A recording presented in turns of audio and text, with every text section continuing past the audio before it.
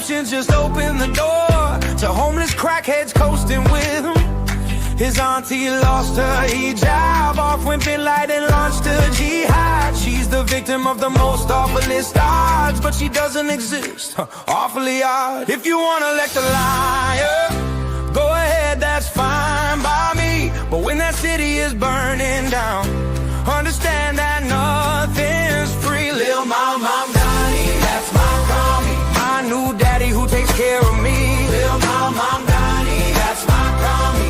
Who promises I will be free. Lil' Mom Donnie, that's my mommy. My new daddy who takes care of me. Lil' Mom Donnie, that's my mommy. He will make everything. Lil' Mom Donnie. New York City zombies, they want higher minimum wage. Wanna know why we don't just give it away. He's just a good person. Don't like it, then you can dig in the dirt then, or hitch a ride on the subway and get murdered for your skin.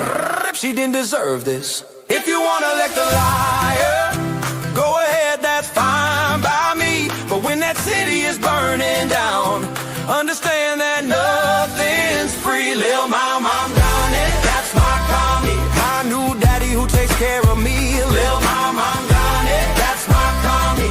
Who promises I will be free. Lil' Mom Donnie, that's my mommy. My new daddy who takes care of me. Lil' Mom Donnie, that's my mommy.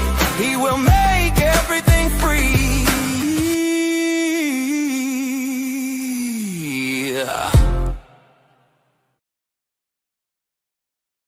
That nice little ditty was brought to you by my big homie, Logan Lansing.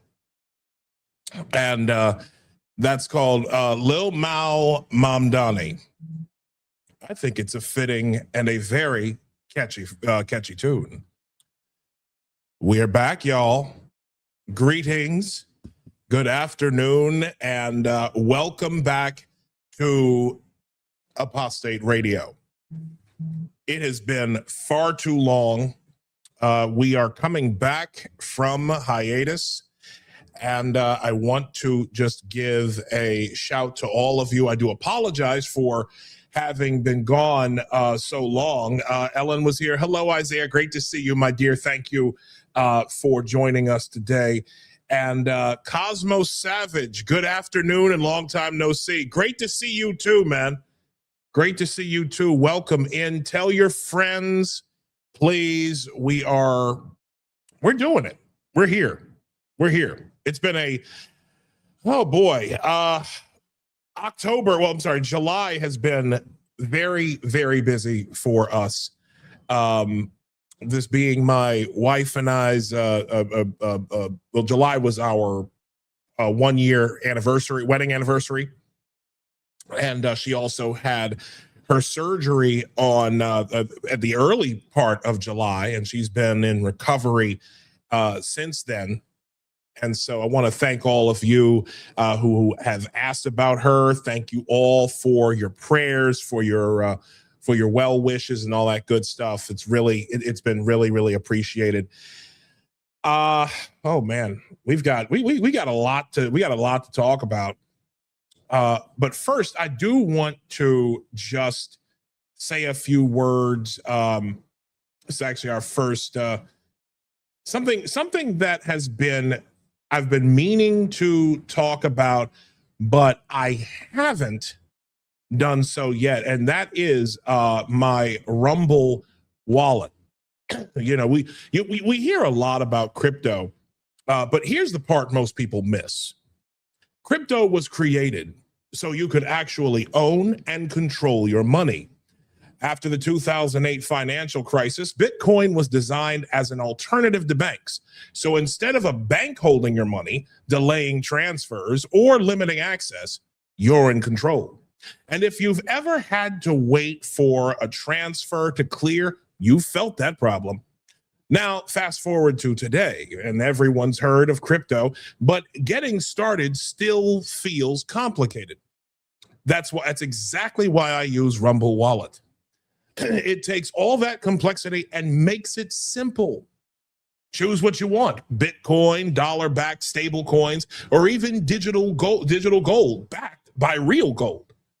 No complicated setup. It connects with MoonPay, so you can use your credit card, debit card, or bank and be set up and be up and running in minutes.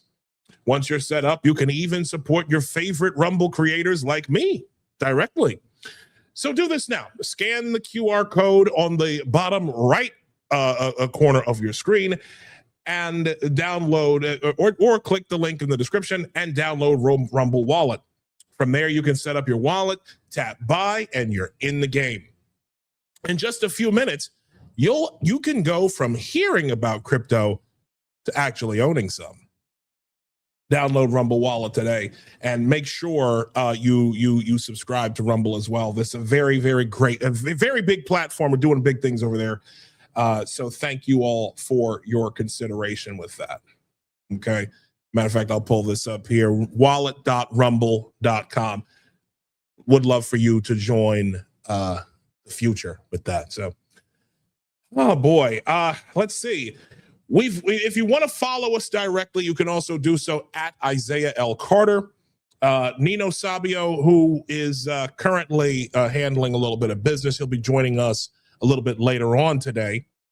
And then you can follow the show's page at Apostate Radio and why. Super chats, if you are on, if you're joining us on YouTube, they are available. So if you want to support us directly there, you can. And then of course there is buymeacoffee.com/apostate radio.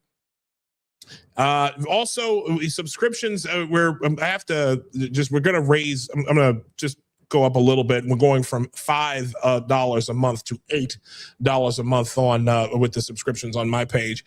And that's about it. Oh, and also Apostate Radio merch is still available. realtimeinc.com/collections/apostate-radio. Please support my brother Josh's company, doing big things, and they also have a lot of good stuff on realtimeinc.com. You will enjoy their product lineup.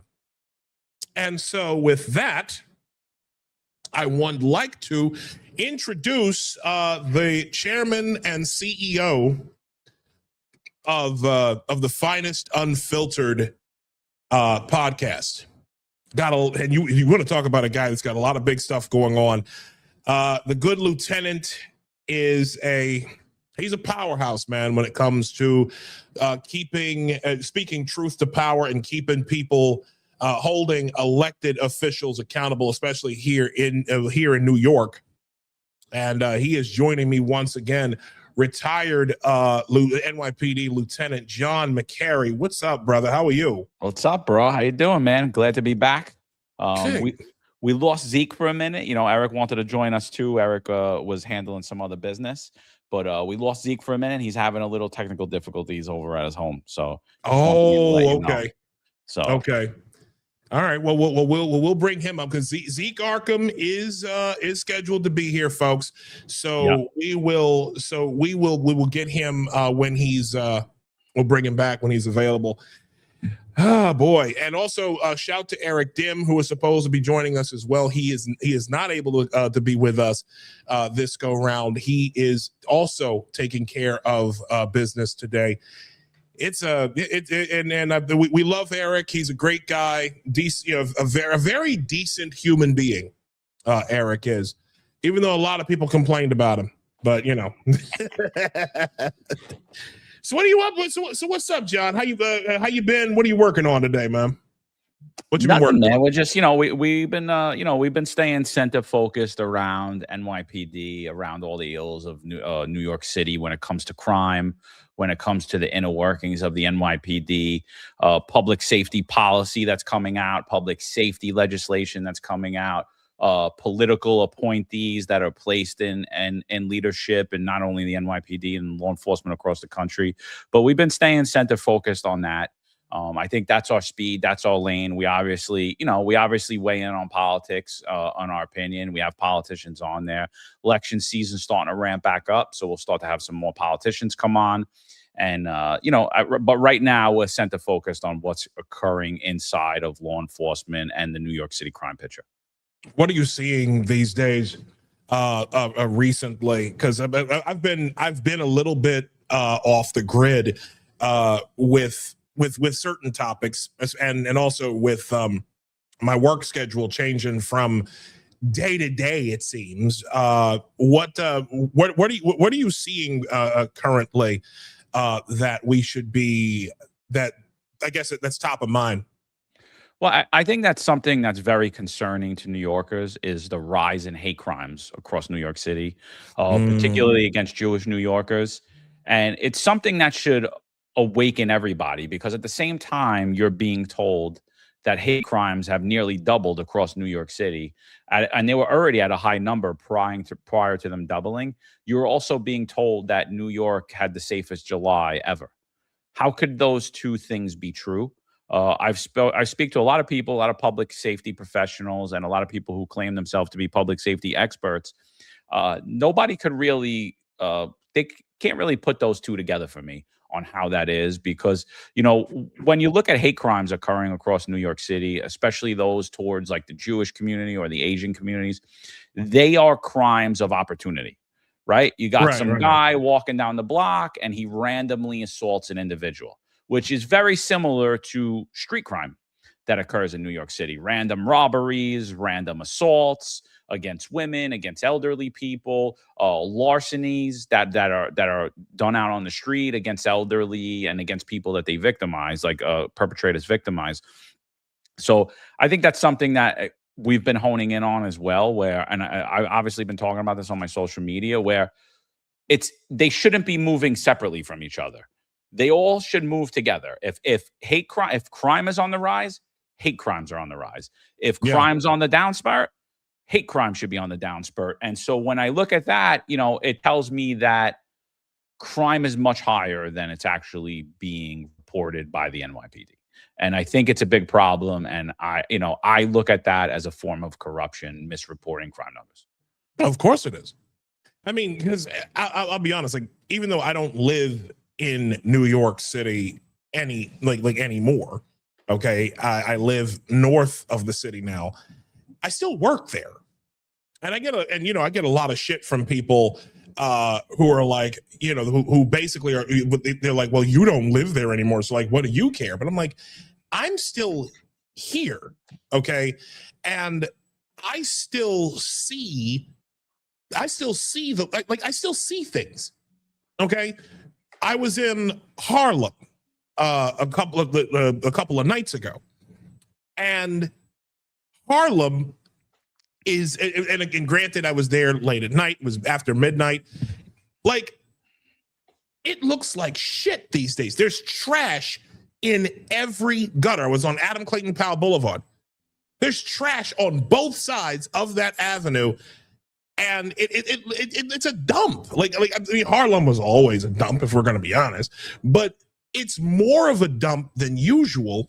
And then also the type of figures, like, if you like, I don't know if anybody's walked down 125th Street recently, like 125, like even like at 125 in Lex, 125th Street and Lexington Avenue, that was always like The Walking Dead. Right, it was always that, but now if you walk further west, even into like kind of like that central business area, like between Lenox Avenue and Frederick Douglass, it's still bad and getting worse.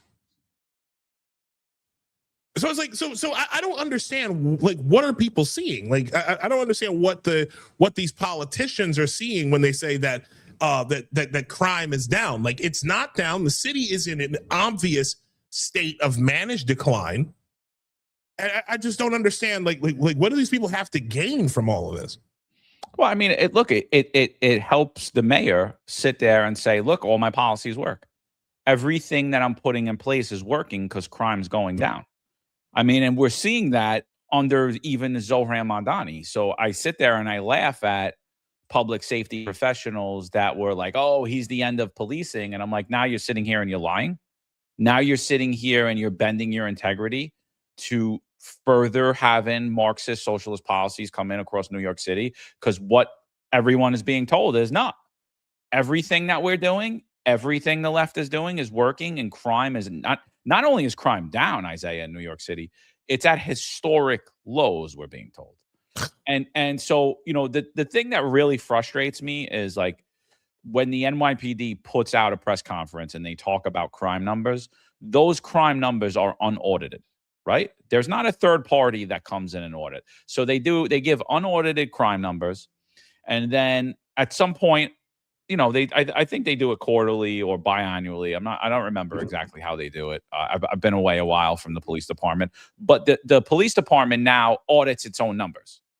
Right. And so no one else, there's no other third party that comes in. The police department will come in and audit the numbers. They'll audit the numbers that they already told you was down in a historic lows. So months later, they're going backwards. They're auditing all the numbers. They basically go into every precinct across New York City and they take a small random sampling of complaint reports of crimes.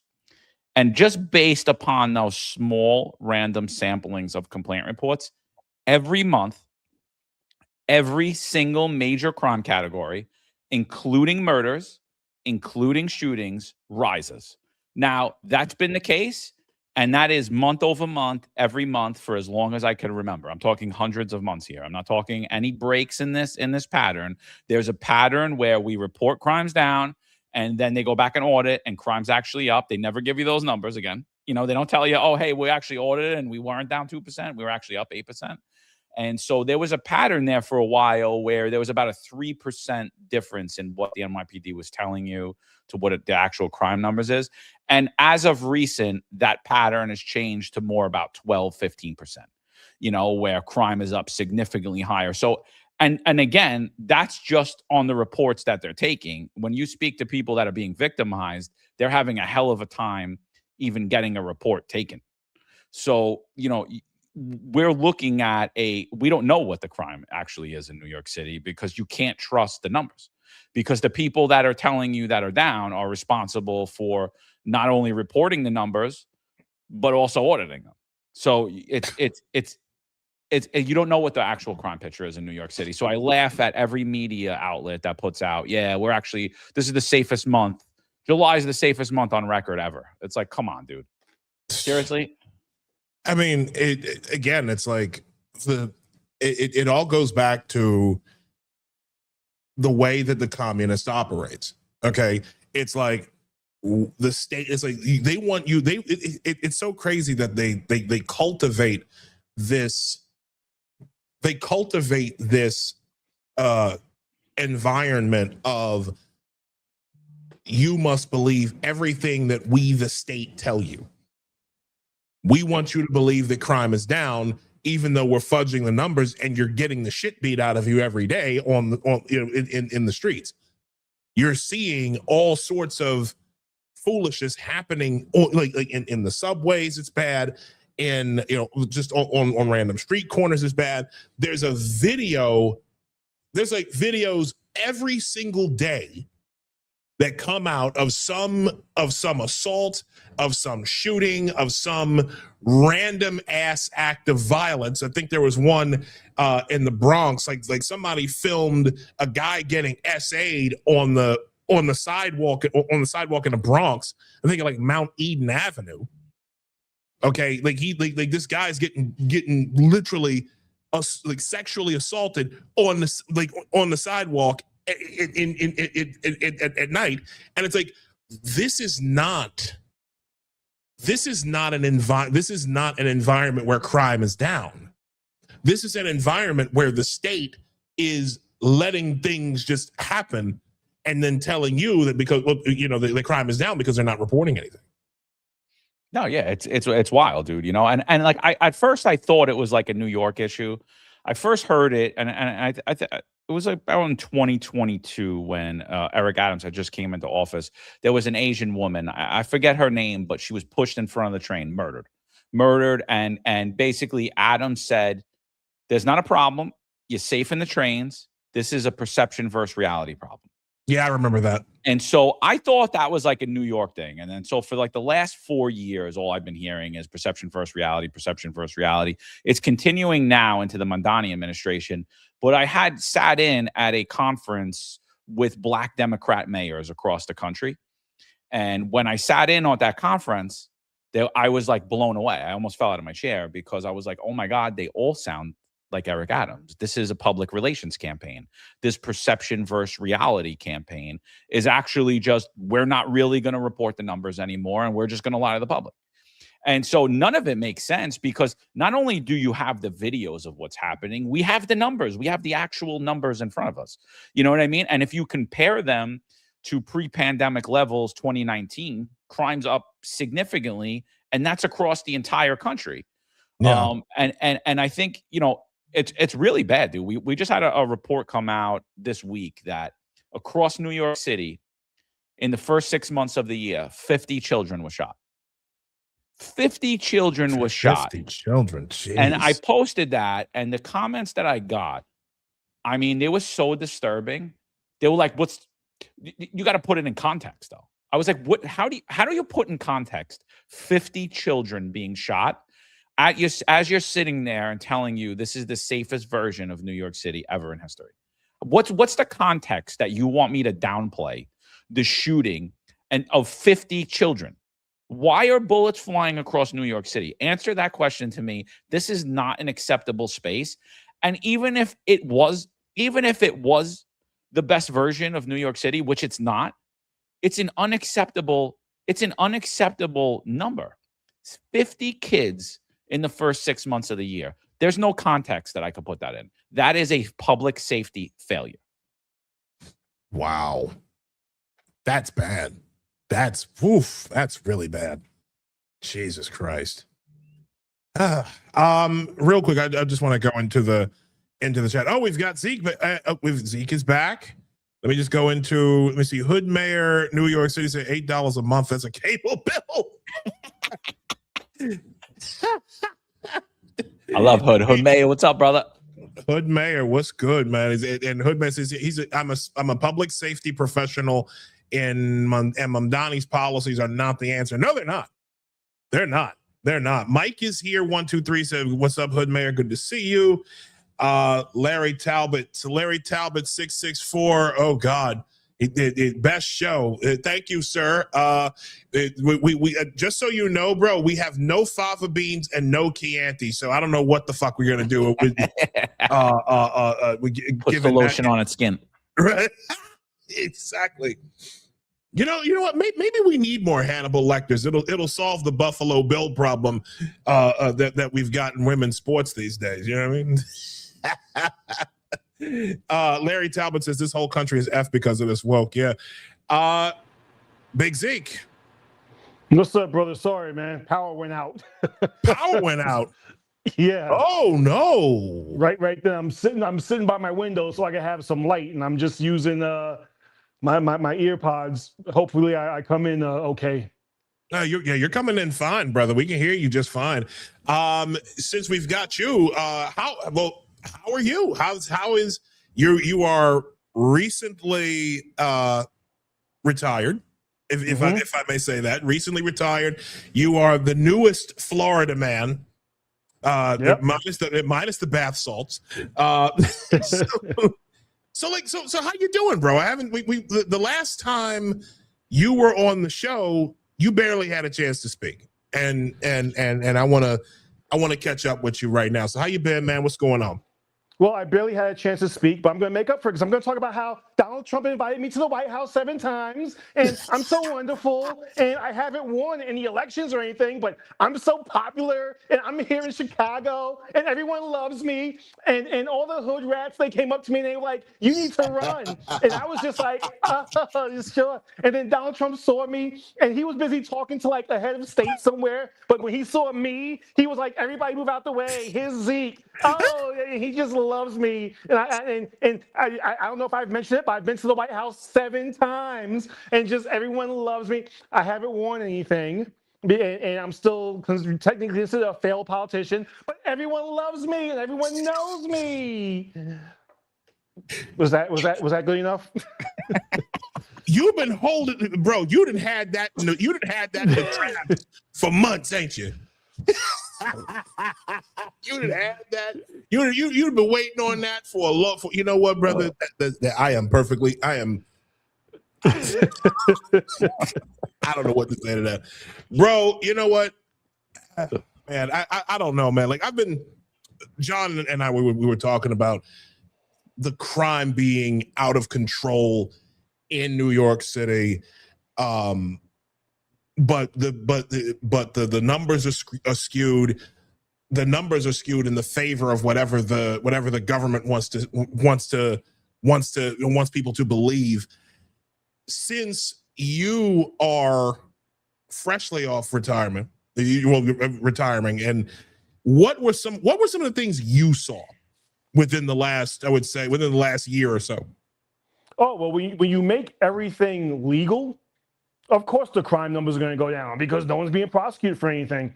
When you have a DA's office who declines prosecution on everything, yeah, of course your numbers are going to look wonderful. Sure, absolutely, 100%. So it's not honest. When you change the definition of what a sexual assault is, and then the true numbers are coming in. Oh, that's going to tell you something. I don't have anything personally against Jessica Tisch, the police commissioner. I don't think she was the right person for the job, and I'm going to continue to say that. I do not think that anyone who has never worn a uniform should be in charge of a police department. That would be like me being in charge of nursing at a hospital.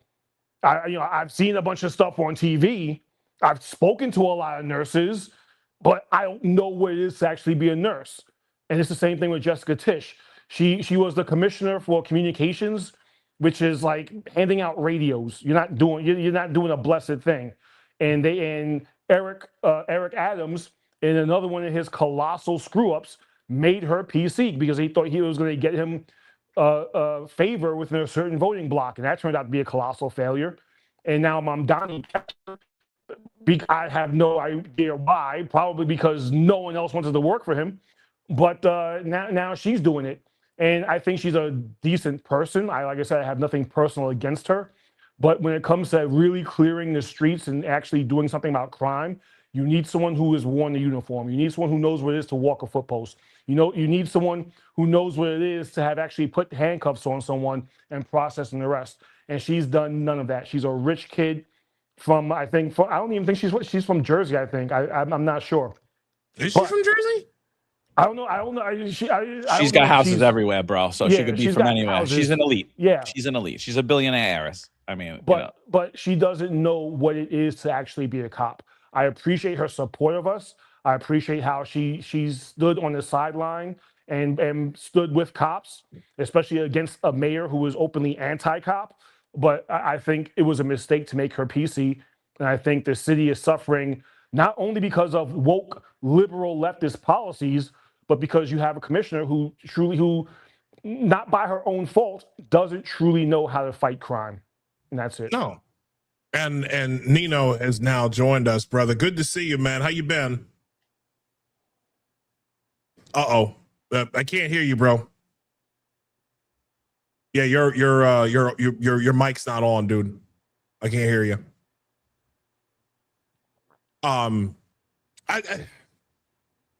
What do you?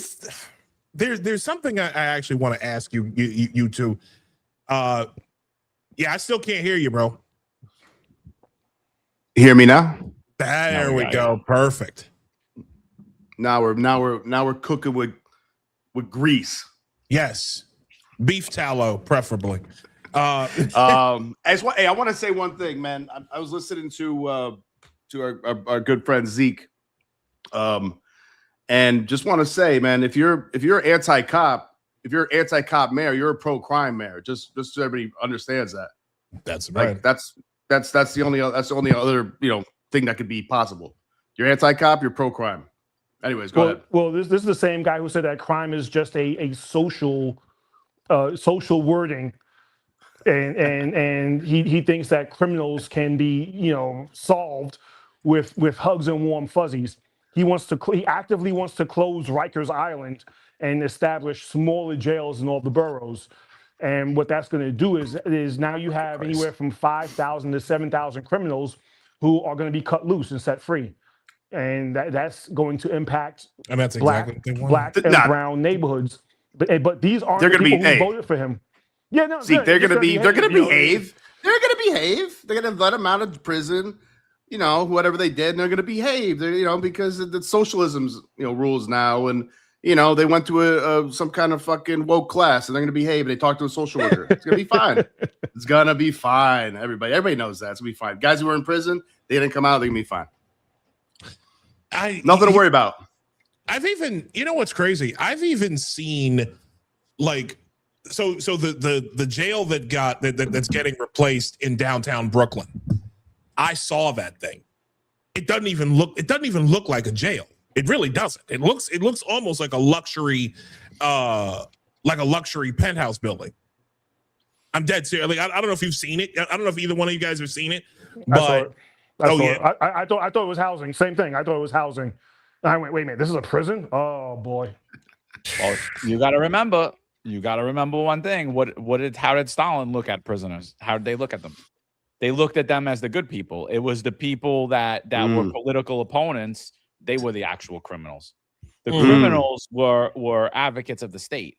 So, I mean, the whole thing's a disaster. I mean, and this was a Democratic plan going all the way back to Andrew Cuomo.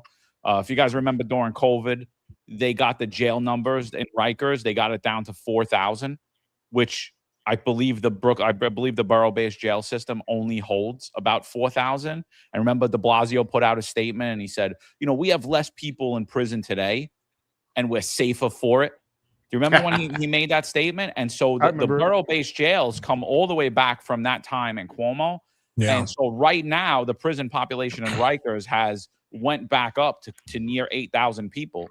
So they're moving right ahead with this plan with Rikers Island. And we're going to go to the borough-based jail, but no one's saying how they're going to, what are they going to do with the other 4,000 people? Borough-based jails only hold 4,000 people, but today we have 8,000 prisoners. And if we continue to arrest people and prosecute people only for the major crimes, what we're doing, more than likely that is going to continue to grow that population. No one could answer, what are you going to do? And so Zeke's 100% right. They're more than likely going to just dump these people right back out on the street. But my thing is, who and make voters out of them. What neighborhoods are going to dump them into? Black and brown neighborhoods. Black and brown neighborhoods. This directly affects the people who voted for Mamdani because they thought he was going to be this megastar. But now you got criminals back in your own neighborhood, and what they're going to be doing, they're going to be robbing you. So who doesn't want an influx of former prisoners and felons in their neighborhood? Like, I don't get the controversy here. Who doesn't want that? That's great. You come over, you knock on the door. Oh, you're new to the neighborhood. You're new to the neighborhood. We baked you a cake, and that's fine. And then, hopefully they don't try to steal your car or rape somebody you love or hurt you or burn something down or have an episode, a mental health episode. But that aside, it's great. He's going to get his violence interrupters to go in and fix that problem. Violence interrupters. What a novel fucking concept that is. That's about all they're going to do is interrupt the violence for a second or two. That's about exactly. For about 30 seconds until the. Listen. I have said this about like this obsession with this with getting rid of cops, getting rid of jails. This these communists love to talk about getting rid of the carceral state. Okay. It is the most immature, like childish form of school of thought I have ever come across. Like the idea that violent criminals, my dad is a retired correctional officer, right? And he would tell us growing up about, he was a correctional officer from 1990 up until I want to say 2012, 2013. And this guy and my dad would tell us stories of how the criminal element operates, even in jail. So this notion that that the criminal element is just going to magically wake up and be decent people after you've gotten enough hugs and enough government subsidies from the state, which essentially equal out to bribes for votes, and political enforcement.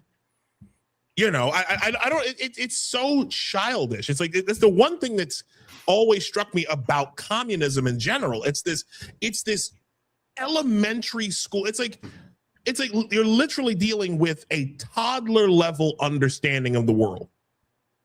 And people voted for this shit because they wanted a free bus ride, to borrow from Pastor Manning. But it's also part of subversion and demoralization, man. The real communists know that this is something to overwhelm the system, demoralize people, make people not trust the system, not trust cops, not trust the government, and they love it. They love to see things get deteriorated further, so they could be like, well, we just need to change the whole system. Let's make it communism. Either that, or there's also obviously a lot of foreign influence in our country, a lot of money pushing this stuff in the kids' heads because they're our enemies and they want us to fail as well. So there's a lot going on, man. Hey, Hood Mayor New NYC says blame Reverend Paul Martin, Esquire, and William Lynch III for Tish. What? Either one of you guys know what that's about, John? You know what that's about? I don't. Nah, he always references Hood Mayor always references that Reverend. But I got to be honest, I never really deep dived into him. Okay. Yeah. This one here is interesting. NYPD with stat stuff and low level crimes, sort of like LeBron doing. So look, you know that the thing with Tish is that she is very useful, right? She's a billionaire heiress. She is part of the most influential family in New York City. So if you keep her happy and you keep her with you in your administration, you're not going to get all of the criticism you deserve, because there's going to be a lot of people that are going to be hesitant to criticize Jessica Tish. I mean, like drive around Manhattan, the Tish name is on nearly a building on every block. You know what I mean? You're not going to get a lot of guys that are going to come out like Zeek and say, look, I got no problem with her personally, but I don't think she should be the police commissioner. If you look across law enforcement spectrum, if you look across the media spectrum, Jessica Tish is the second coming of Jesus Christ. And, you know, everything is fine in New York City. And you could take the train at 3 o'clock in the morning. Don't worry about all the felony assaults that are happening. Because, and this is the narrative that they're pushing, because it's only MTA workers and cops that are being assaulted. And that's why the assaults are so high. And it's like, do you think that people feel safe when they hear that? Because that doesn't make me feel too safe. It's only cops and MTA workers being assaulted. Oh, okay. Only cops and MTA workers. First off, I have never, like, why is that excusable? They're trying to say, like, you as the average citizen have nothing to worry about. Go ride the train. Don't worry about it. Go walk in the street. Don't worry about the rise in felony assaults is only against city workers. Don't worry about it. And if you think about that logically, it's like the dumbest thing. It's like, wait, so cops are getting assaulted and I should feel safe? Yeah. No. Yeah. Well, they're also telling you not to believe your lying eyes, because they'll tell you over and over again, oh, the city's safe. It's never been safer. Crime is down. This is a completely safe city. We're the safest big city in the world. And yet any New Yorker walking around is going, yeah, but I don't feel safe. I'm watching people get robbed. I'm watching people sell drugs in the corner. I'm watching people smoke weed right in the open. I'm talking to my neighbors. I'm listening to their stories about how they got robbed. We're all seeing and experiencing the same thing. I do not feel safe. And yet they're going to tell you over and over again, no, but you are safe. But you are safe. Don't believe yourself. Don't believe your lying eyes. Don't believe your lying ears. Don't believe your lying neighbors. You're safe. And it's a lie over and over and over again. It's an insidious lie. And the one thing, the question I was going to ask is, and maybe y'all can help me understand this. Why is there so much disdain for transit workers and all of these other blue collar workers? It's like, oh, well, it's just transit. It's just MTA workers who are getting assaulted. It's like, okay, so you obviously have no sense of, like, you have no sense of care for train operators, conductors who are who are literally operating the trains and going through the subway system. We're talking about trains that can at times have multiple incidents happening on one train in one interval. And it's like, it's just like complete disregard. It's like a culture of disregard for the very people who are making the city go, who are keeping the city moving. I don't understand why that is. Well, the thing is, city workers really lost their power when they gave away their voting blocks. You know what I mean? I think the unions have a big part in that. If you go back to the foundings of New York City, right when it was formed, and if you look at the power that even the police department had, mayors would run and campaign like, I'll give you the guys the tours you want, because we were a solid voting bloc that lived in New York City. So now you have all these municipal worker groups that live outside of the city. You have unions that willingly give their power away and their voice and their backing to the Democratic establishment without the Democrats having to do anything for city workers. And we're just looked at as plebs. You know what I mean? They're going to come in and they're going to work here, and they're privileged to work here. And you know what? And it doesn't matter. I don't need them to win an election. So I could do whatever I want to them. I could say whatever I want, and I don't have to really pander to them at all. Where in the past, if you look, or even all the way up until the late 90s, early 2000s, politicians on both sides pandered to city workers. Today, none of them do it because they don't consider us as a viable form of getting elected. Just to add to what John said, also you have other unions that are stepping up who are in bed with these candidates. You have the DC 37 union in New York, which is in bed with guys like Mamdani. You have the teachers unions who are in bed with Mamdani, and now it looks like all the cop unions are thrown to the wayside. Besides that, they understand a lot of their members, like John said, can't vote in the city. Because I lived on Long Island. You got guys who live upstate, so I mean, they don't have to pander to us anymore. And just to borrow off something else John said, talking about talking about Stalin. When you look at Marxism, there is no middle class. You are either the oppressed or the oppressor. Yep. So you're either the bourgeoisie or you're the proletariat. And they have to appeal to everyone being the oppressed. So they have to appeal to the criminals because you're oppressed by the police. They have to appeal to the quote unquote middle class because you're oppressed by the billionaires and the multi-millionaires. That's why he's doing his stupid pied-à-terre tax. You have to appeal to them to make them feel like they're oppressed and that you are the one who's going to come in and liberate them. It's classic Marxism to the T. And that's who he's appealing to. People no longer care about crime in their neighborhoods. They no longer care so much anymore about feeling safe. They no longer care about any of that. They want to feel like they're the oppressed, and they need someone to get them out of their oppression so that they can be who they always needed and wanted to be for the future. It really does hurt. I mean, and like I said, I guess as someone who still works in New York, I guess I kind of fall in that category myself, because it's like I don't vote in I don't. Matter of fact, I left. Me and my wife and I, we left the city right before the election. We left in October of 25. And the election was like a few weeks later. So we didn't get a chance. So like we couldn't, like legally, we could not voice we wanted to lead the city, right? So you're right. They don't have to listen to us anymore. They don't have to listen. They don't. It's like whatever. Like we're gonna do whatever we want. And Sarah Connors says John's right. Look at who's being catered to now. White transplant gentrifiers. They go out to vote. Got Mamdani in along with these other new DSA candidates. New York City residents, for some reason, don't vote. It's because they're at fucking work.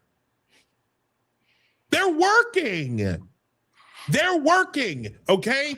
Your transit worker who lives in let's say Brooklyn or whatever, your transit worker who's living in Queens or the Bronx, they're working. They're at work. They got stuck on a double, right? They got stuck on a double on the 3 train. They ain't worried. They can't get out to vote when it's time when it's time. They don't, and to be honest with you, and I don't know about you fellas, but I'm convinced they don't want native New Yorkers voting. I totally agree, dude. I was in New York almost all summer so far. I just got back to Florida, and I'm at my mother-in-law's house, and the election had just came up, like the Democratic primaries, and she kept going, "Do you know who's running?" I was like, "You live here. You don't know who's running in your election?" And then all her friends would come over. Did they like, "You know who's running?" I was like, "How don't you know what's occurring in your own city?" And look, I blame the media for it. Like they want to dumb down population. People aren't politically savvy. Like you said, if you look at New York City, you go there. We got young people working. You got all these transplants coming in. You go around Manhattan right now. There's tons of young people everywhere. You know what you don't see a lot of? Families. You don't see a lot of working families. And then you see a lot of elderly because New York City gives a lot of stuff to the elderly, right? They have Accessoride. They have all the Medicaid-friendly places. And, elderly population's more likely to vote. But even when you talk to them, they're still very apathetic. They're like, the politics of the city always sucked. I don't even care. And so they don't go out and vote. And so what you get is these Western kids, young kids coming in, and they all want socialism. He's going to freeze my rent. I'm going to get free groceries. I'm going to have fast and free buses. I hate all you guys driving your cars and your pickup trucks. This should be a bike city like Amsterdam. And that's the people that are getting out there, and they're the hard target, and they're the voters. Speaking of which, John and Zeke, I got something to show you. Because your boy, Clarence Erickson of Street Films is up to his usual tricks. I don't know who that is. Street Films. So for those of you who don't know, Clarence Erickson is the head honcho of Street Films. Streets Pack. Like you probably heard of Streets Blog. I know John's heard of them. But they're basically urbanists. Okay, they are urbanists. Urbanists are commies, right? These are the ones who are trying to destroy individual movement. They're trying to get your cars off the road. They want to throw everybody in. They want to throw everybody in the train, like in the subway system, while doing nothing to actually clean up the system. And so he's bragging about some street that got completely fucking gentrified, and it literally. I mean, you can see from the video here. It literally looks like it looks like an acid trip. It looks like an acid trip. Like he says, traffic got evicted. Hold on, let me pull this up here. Traffic got evicted is one of the best branding campaigns ever. Thank you, Hudson Square, NYC. New Manhattan Pedestrian Square has one of the best street murals ever. I took a 4-mile-per-hour bike NYC ride through so you can experience the flow. It's like this is so like ridiculous right here. Hold on, I'm gonna just let this play through. It's only 38 seconds, but this is just look at this shit.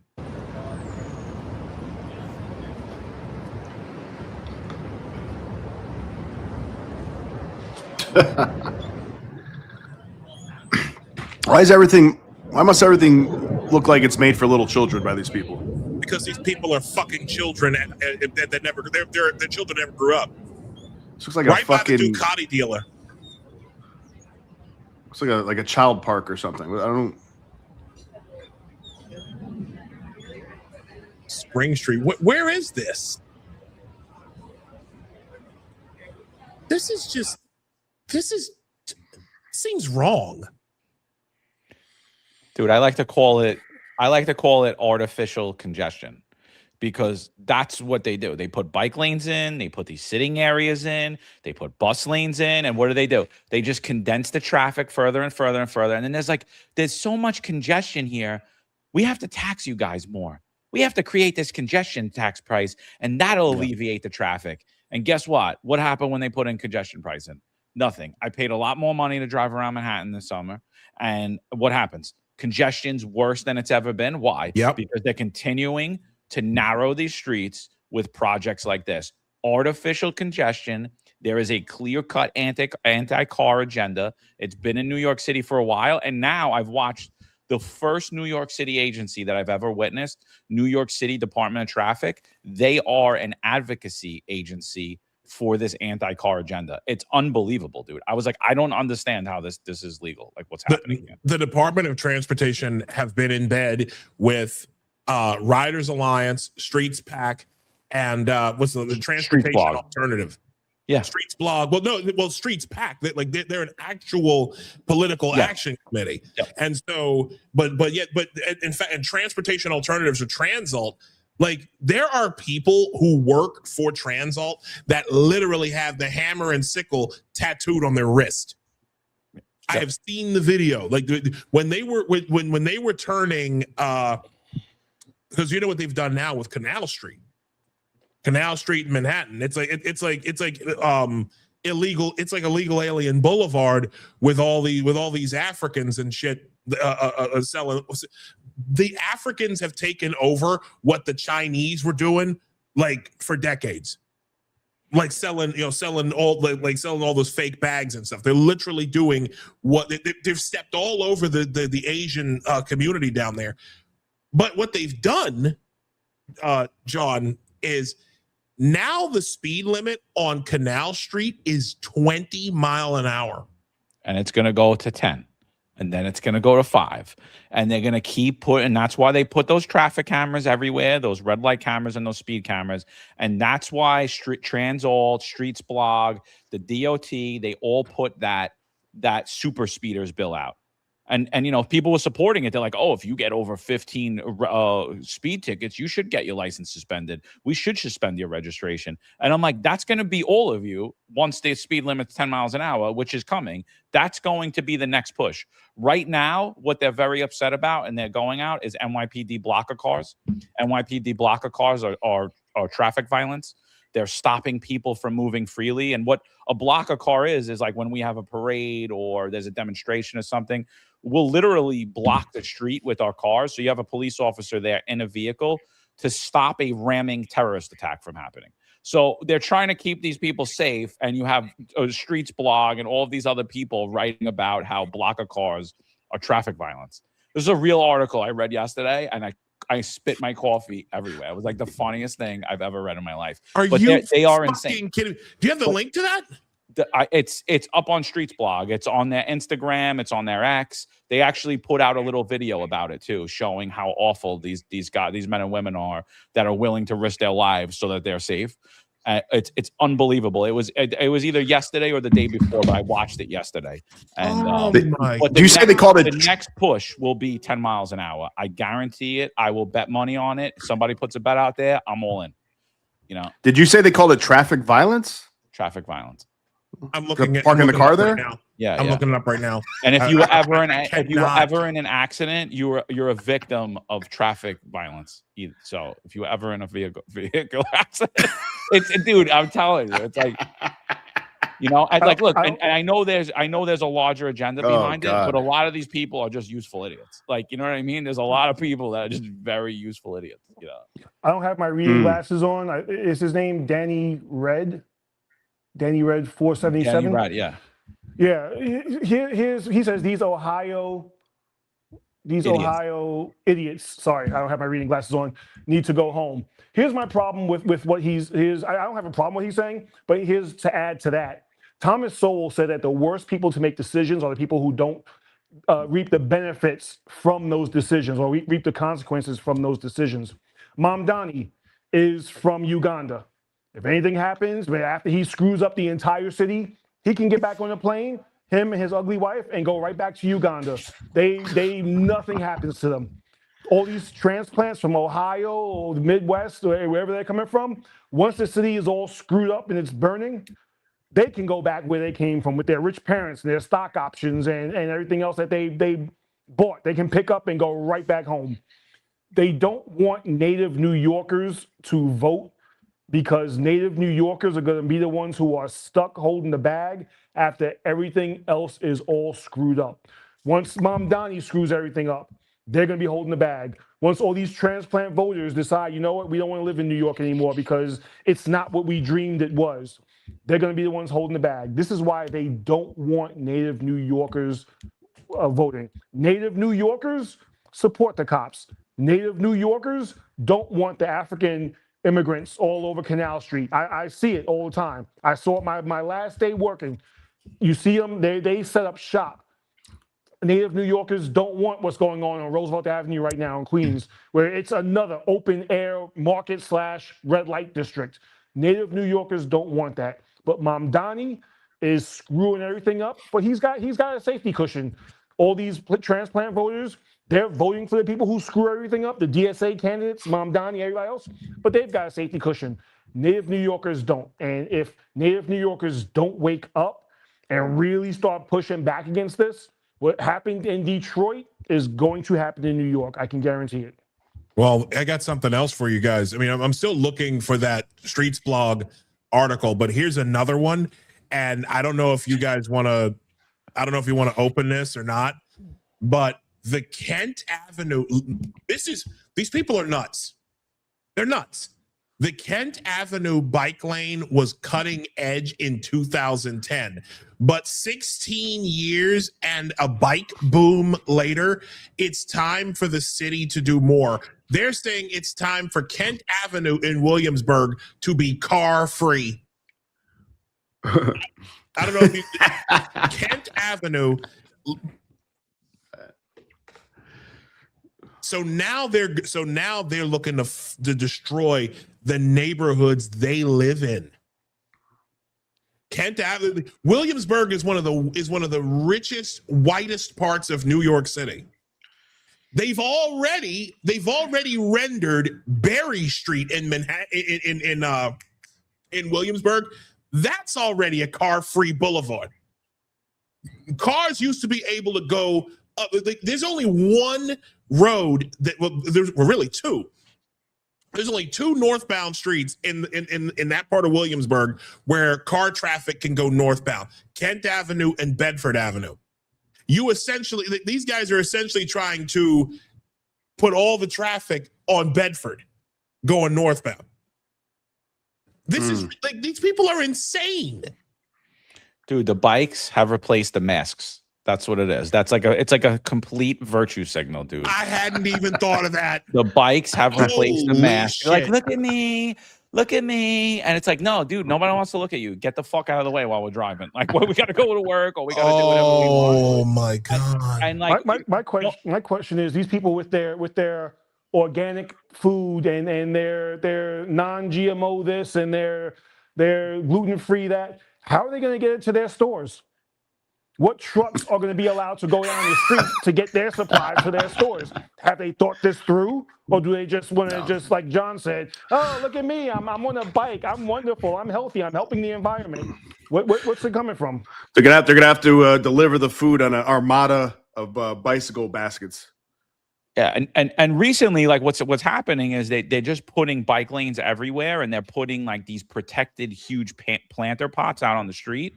And they've taken no consideration into public safety. Like, how does a food truck turn on this block? Oh, they can't. How does a fire truck responding to a fire turn on this block? They can't. So there's numerous videos that have arose of firefighters on their way to an emergency having to get out of the truck, move these huge potter plants, block the bike lane just so they can make a turn.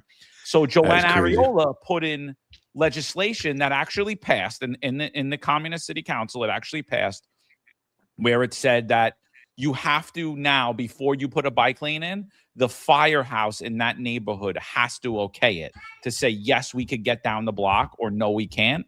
They're working now to undo that, and they have a policy in place now that they're working on to become law. And if that becomes law, it's going to override that. It's going to override that law, and what it's going to do is give complete control to the Department of Traffic, and they could just put a bike lane in wherever they want. They don't have to consult with FDNY. They don't have to consult with any other agencies. And so basically people, not only are they're going to have businesses that are going to close up, people are going to die as a result of it. And people have died as a result of this. I mean, delaying response times even more than they've already been delayed with the lack of staffing and the artificial congestion that we've already placed in. People die. You know what? Maybe, and this is going to sound insensitive, but it really is not. Maybe that just needs to happen so that people can wake up. But you know what though? No, because what the first thing that the DSA is going to say is, oh, well, no, it's not our fault. It's the fire department. Why do they need those giant trucks? Why can't they just learn how to maneuver down the street? And why can't they just learn how to? So, excuse me, maybe there is no light at the end of the tunnel. Maybe it's just going to be someone died, and the DSA is going to go, hey, don't look at me. Don't, it's their fault. It's their fault. Because again, they cannot be the oppressor. They have to be the oppressed. The oppressor in this case is going to be the fire department. Look what they did. No, we have to defund the fire department now. That's what we got to do. No, we have to reimagine the fire department now. That's what we have to do. So that's what's going to happen. You know the Amazon bikes around New York City where they ride the bike and it's the Amazon truck? They're going to reimagine a fire truck to look like that. If they were just driving this, they wouldn't have a problem getting past the plot plant. It's like, yeah, well, they wouldn't be able to get on the building either to fight the fire. This is the cycle here. Praxis creates problems, externalize blame, propose praxis as solution, and this is the communist cycle. They never once consider that the things that they actually want to do might really be the problem. I've never seen like this frustrates me because it's like the more like you literally trying to fit a round peg in a square hole. It's not going to fit. Matter of fact, no, you're trying to fit a round peg in a star-shaped hole. Okay, it's not going to work. It can't. It can't work. Normal people understand that all of these bike lanes, planter pots, this artificial congestion, all of this stuff is it's lethal to small businesses, big businesses alike. It's lethal to the actual workings of the city and keeping people moving. It's lethal to the middle class because here's the thing.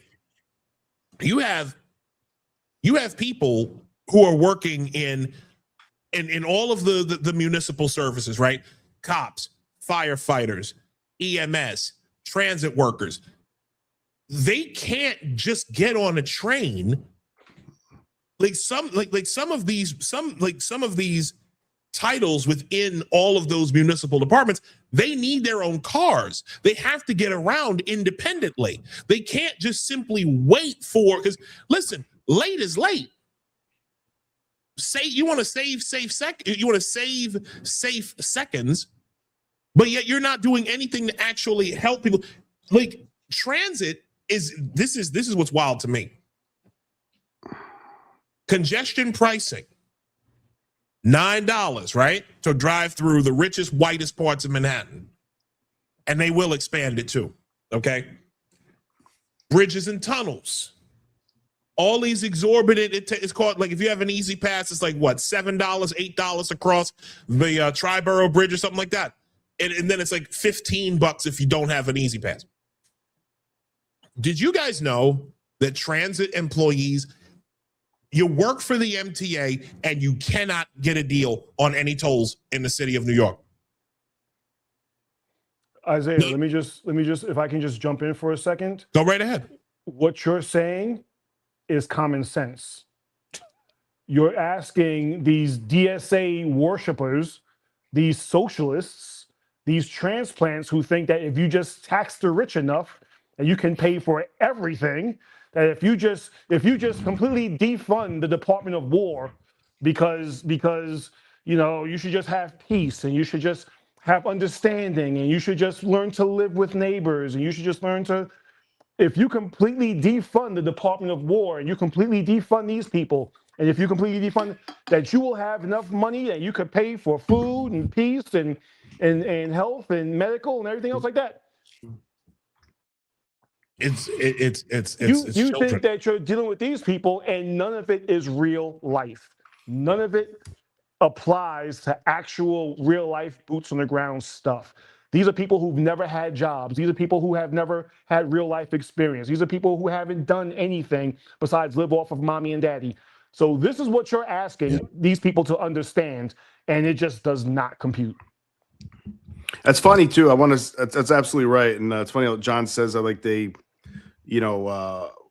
what was it? They don't even look at the safety of, like, where they put these things before they do it, for whether it's for fire department, for police.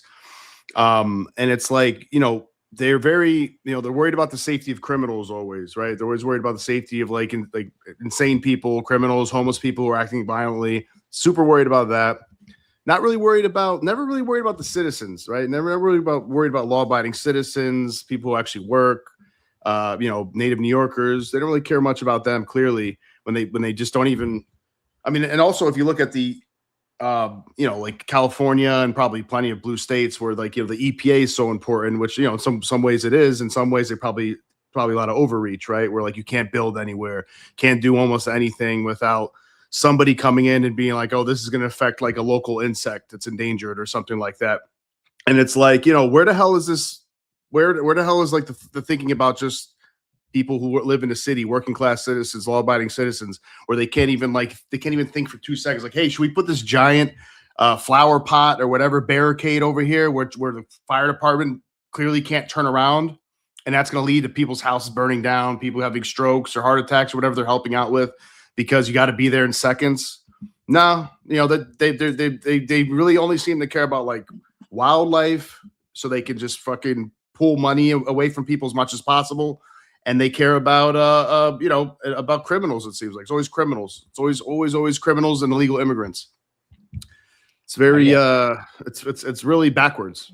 Dude, there's no. I'm sorry, Deuce. I gotta go. My wife is at the train station. I gotta pick her up.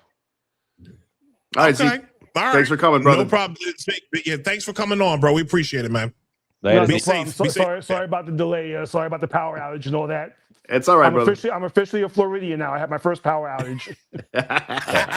Stay safe out there, bro. Yeah, be careful, dude. Gentlemen, thank you so much. Later. Yeah. All right, later. Yeah, but like, crazy. talking about the safety, like that was one of the things, that we were pushing back at the Democrat Party for a long time with this city of yes, saying, you have all this building code in the city. You say you care about residents so much, and yet you're going to let people build everywhere and do everything, and you're going to bring down all of these safety codes, and you're going to have huge problems in the city. And now what do we see? We see all these conversions that are happening into affordable homes from commercial real estate. What's going on? What's happening now? All of these construction projects, they all have halts on them. Why? Because the steel they were using was wrong, the engineering wasn't right, and you're endangering thousands of lives. And it's complete incompetence, and it's being done by people saying, we're going to fight against the oligarchs. It's like, really? Because it looks like you just gave them free reign to do whatever the hell they want with zero oversight while you're pushing all of your nonsense for votes. And so it's never about safety. That's just a guise that's used. It's a complete guise. They do not care about the safety of people. You could see it clear as day. There's a murder on the train, or like a bad stat comes out about the train. You see what the politicians do, and then all of their lackeys, they jump down on the train. They don't take the train to work, right? They get driven around, chauffeured around by an NYPD cop with a firearm on their hip, or multiple NYPD cops. And then they go down and they're like, I'm in the subway. It's safe here. It's like, you went down for 5 seconds. You're not riding the subway to and from work. You went down with armed security, by the way. And traditionally, when those things happen, I was on 42nd Street last month. I had to go to an off-Broadway show that my friend produced. I go to the off-Broadway show. There's a dude shooting up right on Broadway, Literally, like nobody's business. There's cops everywhere. No one's doing anything. And I look around and I'm like, this whole street's closed down. What the hell's going on here? And then all of a sudden, a swarm of NYPD cops come. They move all the homeless. They move all the drug addicts. They're like, get out of here, get out of here, get out of here. So I'm like, I think they're just cleaning up the block for the tourists. No, they're cleaning up the block for a media shoot. Who rolls up 8 SUVs deep? 8 SUVs deep with armed securities. Oh, guess who it is? Our little 33-year-old silver spoon socialist, Zohran Mamdani, comes rolling up, and it looks like, yeah, 42nd Street's great. It's clean. It's like it wasn't clean 5 seconds ago. There was just a dude shooting up, and you sent an army of cops here. Not only have you sent an army of cops here, you rolled here with another army of cops. So you're full of shit. Right. No, that's so true, man. I'm speechless with that. I do want to ask you. Oh, Silver Bell for you said, I never thought I would leave New York City, but now I can't wait to get out. I hear you. I mean, let me ask you a question, and maybe you're the. I don't know if you would be the right one to ask. I mean, I know you still have much dealings in New York City, but what do you say to somebody who might be like who's lived in New York City all their lives, or lived a significant portion of their lives in New York City, and they're seeing all this stuff and they're like, it's time to go? What do you say to people who are? I would say, wow, I'm surprised it took you that long. I'm surprised it took you that long. Like, look, I would never planned on leaving New York City. If it wasn't for COVID, if it wasn't for Eric Adams literally forcing me out of my career and not allowing me to eat in restaurants or go shopping without showing a vaccine card, I didn't have that in my mind that I was ever going to leave, right? I never thought I would leave New York City, but then I was like, oh, well, what the hell am I going to do? I can't work. I can't eat. I can't go to after school activities. My kids can't go to school. Like, there was nothing we could do. I mean, we were literally forced out of New York City. But once I left, I was like, wow, I've been living like an animal my whole life, and I never knew it. I've been living like a complete animal, and I never knew it that I wasn't. And I would say, yeah, I mean, I think, I've traveled. I still love New York City. It's my home. It'll always be my home. My parents are buried there. My grandparents are buried there. My cousins, my uncles. I'll be buried there. But I could see why people don't want to live it. It's not a family friendly, conducive environment. Right. It's not an environment, especially if you're a Catholic today in New York City. I don't think it's the city. I think it's left you out. I think when you look at if you're looked at as a white resident or you're no part of New York City's racial equity plan. Like, they're literally telling you they don't want you there. You're not part of our government. We don't want you part of our government. We want equity for all except for you. You're part of you're part of the evil majority, and it's okay for us to discriminate against you because we don't believe in the Bill of Rights and we don't believe in the United States Constitution. So if we deem you a majority group, even if it's not actually true, it's perfectly acceptable for us to discriminate against you, and it's written into New York City policy. So I don't blame absolutely anyone. I would never try to talk anyone out of leaving. I still own property in New York City. I'm still there often, and I haven't been able to bring myself to sell it and really just completely divest and get away from New York City because it is my home, but it's disgraceful what it's turned into. And every single problem that New York City is facing is a politically created problem. Every single one. I mean, I can't imagine how tough that would be, like, especially these days, because if you sell your house right now, I mean, don't you have to deal with, like, I don't know if it's in effect, but isn't that COPA shit about to happen? Where, like, if you sell your, if you sell your property, you got to give, like, a city affiliated nonprofit the chance to actually, like, the first right of refusal. I think it's for 6 families and over. I think it's for, like, apartment buildings. I don't think it's for regular homes. But I mean, look what just happened. My home, one of my homes on Staten Island is valued at $995,000, right? And if like, inflation's going to rise, right? So in 6 months, my home will be valued at $1 million, and I'll be on a list where my address is publicly accessible and everyone could see, oh, look, that's John's second home. Let me dox John. Oh, and hey, squatters, you're looking for a place to squat? Here's a second home in New York City. Oh, burglary crews across the world and across the state and across New York City. You're looking for second homes that aren't often occupied, that are over $1 million? Here, we're going to give you this easily accessible database that you could, instead of you having to do all the research to go burglarize people's homes when you're looking at high-end homes, here, we did all the work for you. Your lovely mayor in New York City, Zohran Mamdani, said, here you go. These homes more than likely aren't occupied for months out of the year, and they would be a perfect target for you to target. Maybe if you want property, or maybe you just want to steal their copper, or maybe you want to go in and you want to steal some of their systems, their air conditioning system, things of that nature, or squatters just want to go in there and take your home. So, I mean, like there's things that are happening that I'm sitting there and going, maybe it's not a good idea to own property there. Maybe it's not.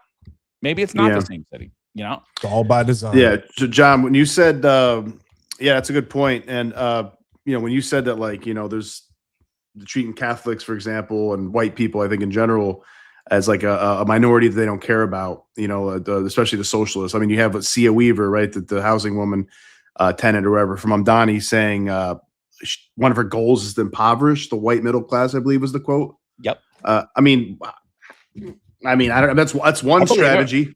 That's what I know. Oh, I believe her too, man. It's a sick. They've been ideology. trying to do it to me since 2022, bro. So I believe her. Like impoverish the white middle class. I mean, what a thing to say, man. What a person to have on your team. Like, I don't know. But anyways, what I wanted to ask you is, speaking of Catholics, it's like, what do you think about these churches burning down? I think there's been a couple recently. Yeah. And there's been across Europe, there's been, I think, like 1,500 or something, or 2,000 churches burned down in the last 10 or so years, something like that.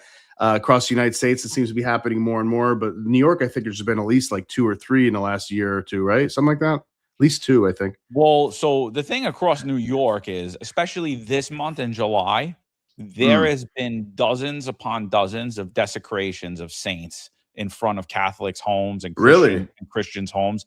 Dozens, all reported in the media. There's been attacks on Catholic churches throughout New York City in July. And then the NYPD had the audacity to release their hate crime numbers. And guess what was not listed on it? Guess what was not listed on it? There was not one Catholic or Christian hate crime supposedly reported. Meanwhile, they don't count. They don't count. I watched numerous news reports. I spoke to reporters about it. I spoke to elected officials about it. And I'm like, I don't understand like when the Catholic Church is going to wake up, or Christians across New York City or across the world are going to wake up. But you are under attack, clearly under attack, because the same way the rugged individual American male is under attack, they want to emasculate us and make us subservient and weaken us, is the same way they want to do to Christians across the world, because we are rugged individuals as well who do not bow to government, because we do not fear death, because we believe in our Savior Jesus Christ, and we follow the edicts of Jesus Christ. And ultimate morality is the ultimate morality, and truth is what we guide our lives by, not lies of another man who's a sinner like we are. Amen. And so, like, that's why we're very under attack. We were under attack very hard during COVID as well. And again, I say, where's the advocacy on the part of the Catholic Church? Where are our Catholic leaders? I don't see them. And that is why, we're not reporting. Like, if you saw the hate crime reporting today, that came out that said that hate crimes against Jewish New Yorkers are up 47%. The only reason that is properly documented and those reports are recorded and documented and investigated is because the Jewish community are strong advocates for themselves. They understand the inner workings of the police department, and they make sure that those hate crimes get documented, get classified correctly, and get prosecuted. Where us as Catholics, we don't do any of that. That's interesting, man. That's totally. I mean, it seems like you're right. It's totally happening.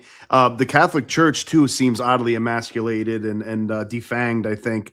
I mean, you see, like, it seems like the popes are always woke now. I see like random bishops saying woke shit, like we should just let everybody in our countries, and this is the Christian way. And it's like, Yeah, I mean, I get the argument about that. Like, Christians are supposed to be charitable and all that, but it's like at the same time, there is obviously a level where things become too much of a threat. And it's like, when do you have to be concerned about your own well-being, your family's well-being, community's well-being, the natives of the country or the community, to the extent of like, you have to choose sometimes. Like, it's either us or like this random group of thousands or millions of people who want to come here, and do we trust all of them? Do we know that they're all not going to be criminals or taking our wealth away in one way or another, whether it's welfare or something like that? We're wasting money on them, medical resources, you name it, welfare resources. You do have to make a choice at some point. And it seems like, the Catholics don't seem to care. It seems like the Catholic leadership, they don't seem to care about that. They don't care if their countries are being, like in Europe, are being overwhelmed. Churches are burning down all the time.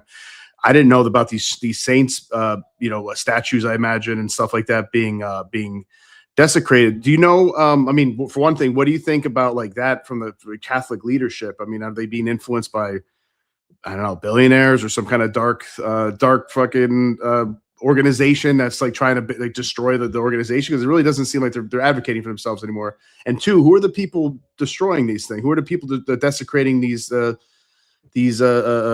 things for saints, or whether it's churches or whatever for Christians and Catholics? Well, look, so some of the times it is just deranged, mentally ill individuals, but what they're saying and what they did, if you follow the fact pattern and you turn that crime towards a Jewish New Yorker or towards a synagogue or towards a mosque or towards a Muslim New Yorker, the NYPD would deem it a hate crime, regardless. Right, totally. Sometimes it's legitimate targeted attacks. You know what I mean? Of someone of sound mind. You know what I mean? So there's a lot of different things, and that you're always gonna like I said before you got on, like a hate crime isn't like this targeted planned thing. It's not like, oh, I'm gonna wait a week and then go get Nino because he's a Catholic. It's not that. It's a crime of opportunity, right? It's like you're walking on the block. I'm like, yeah, I could assault him and get away with it, and I'm gonna be like, you effing white loser, whatever. That's a hate crime, right? Like I was motivated in part. I was in part or a whole because of a factor, like it motivated me, whether it was your religion or your race or your gender, your sexual preference, whatever it is, right? And so once it's motivated in part or in whole, that's a hate crime. But yet I see a consistent pattern that when that same thing happens, when that same fact pattern happens towards a white New Yorker or towards a Catholic New Yorker, it's never deemed a hate crime. Oh, you effing white women stabs a white woman in the neck. That's not a hate crime. If you take that fact pattern and he said, oh, it was an effing Jew, hate crime. Effing Muslim, hate crime. Go back to your country. They don't even know what you are, hate crime. You know what I mean? Like they don't even know what you are. They're just some random maniac. And so that fact pattern's not happening. And again, it's because the Catholic leadership is weak. They want to be part of the world. They want to be part of this democratic regime. Look what happened during COVID. It wasn't my argument, but the argument amongst many Catholics was that they did not want to take the COVID vaccine was because it had aborted fetal cells in it, which in fact it did. And what did the Pope say? No, it's okay. It's like, wait a minute, time out. You're against abortion, but you're not against putting aborted fetal cells in our body. Like you're gonna pick and choose what you're for and against now, as long as it's okay and it goes along with the world. And so, and then what I heard out of the Catholic Church during that time too was that Cardinal Dolan, I'm not telling you to violate your conscience. I'm like, no, you're telling me to violate my conscience. I was like, but not only that, you're telling me to believe lies. I know throughout history, and I know because Anthony Fauci on the news in prior cases, when it comes to the flu, when it comes to other diseases, what did he say? That natural antibodies are stronger protections than taking a vaccine. Right? He's the lead expert. Now, all of a sudden, he changed his mind for COVID, and you're telling me to believe a lie to go along with the world. And not only are you telling me to believe a lie to go along with the world, you're perfectly acceptable with the world bribing me. Take these French fries. Take this $500. Here, you could keep your career. You know what I was told in the New York City Police Department? Take it, and we'll promote you to lieutenant special assignment. I'm like, look, do you know how devious that is? Like, do you know how sinful that would be for me to take that? Like, I can't do it. I was like, if you held me down and stuck that needle in my body, I could live with myself. You're not asking me to do that. You're asking me to kneel before Marxists and lie and deny my faith and tell you that I'm willing to accept a lie so that I can keep my profession. And the Catholic Church was perfectly acceptable for them to do it to Catholics, because what Bill de Blasio say, we don't have any, there's going to be no accommodations for Catholics. There's going to be very few for other religions. That is a pure violation, not only of the First Amendment of the United States Constitution, but it violates equal opportunity law. It violates equal opportunity policy across New York City, and it violates New York State Division of Human Rights law. So, and nobody said anything. And why'd they say nothing? Because Catholics did not stand up. They folded like sheep suits. They are not following in the footsteps of Jesus Christ. Just because you go to church every Sunday does not make you a believer. It just doesn't. We were taught to live like Jesus, not just go to church and accept the body and blood. That's not what we're supposed to do. So we don't have that strong advocacy. The Jewish community gets a lot of hate, but I respect them because they take care of each other. They take care of each other and they advocate for themselves. Do I agree all the time with everything they do? No, absolutely not. But they're advocating for their own community, and we should be doing the same thing. Yeah, it's crazy how the Catholics are they're kind of like a non-entity in a lot of ways. I feel like, man, I grew up Catholic as well, and I just feel like I see churches I feel like shutting down if they're not getting burned down. Like there's just like they're kind of like just people don't go there anymore and stuff. There's some churches still open, some aren't. I remember they were open when I was younger, and it's just like in my area. But it's there is no advocacy, there is no leadership. I'm seeing really, and it's a shame because the Catholics used to be a powerful religious group, clearly a powerful political power. I'm sure in a lot of ways, and now it's like how do they let that happen?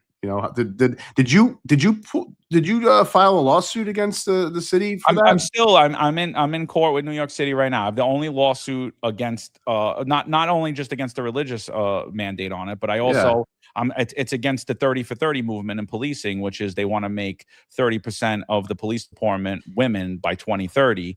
And the person that denied my religious accommodation, Dr. Tanya Meisenholder, who was never a cop, she was a leader without a badge.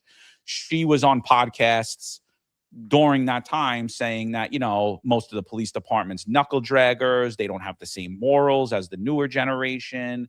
The NYPD's too pale, too male, too stale. And so what I said was, and if you remember Eric Adams at the time, because there were so many of us that were forced out of the New York City Police Department, that it was a mass exodus, and people asked Adams, like, are you worried about what's happening? And he's like, no, it's a great chance to diversify the police department. And basically she reiterated the same thing. So they used the vaccine mandate to emasculate the NYPD, and get the right people out of policing. And that's my lawsuit. And no Catholic organization has stood behind my lawsuit. No law enforcement agency has stood behind my lawsuit. And so I think we're just in a weak, emasculated world, and it's really sad, dude. It's just a really sad state of affairs. I'm disgusted. That's terrible. By this. I'm genuinely disgusted by this. I did not know that you were having these issues. I didn't know because I'm not Catholic. I was not raised Catholic. I was raised Protestant. And we have a lot in common in that regard, where we are called to serve God. Like the verse in the book of Acts, it says we must obey God rather than men. Saint Peter basically stood right there in front of the Sanhedrin and told the chief, the Pharisees, like, we have to obey God. Our responsibility is to God first, not to you. Please excuse me 1 second, guys. Keep talking. I'm right back. And to that point, man, I mean, there's been, I know the Catholics believe or are supposed to believe in infallibility of the Pope, but gee whiz, I mean, we had so many popes in the past that we already know that's not true.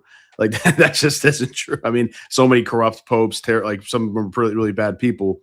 And then recently, again, we've had like at least it seems like the last two popes have been pretty woke and saying some crazy shit and wild shit. So it's like, just to Isaiah's point, it's like, you can still, I think you could still be a Catholic and not have to like believe in obey every single thing the Pope says. Like I don't really, and maybe that makes me not a Catholic anymore, but clearly that seems to be the case for me.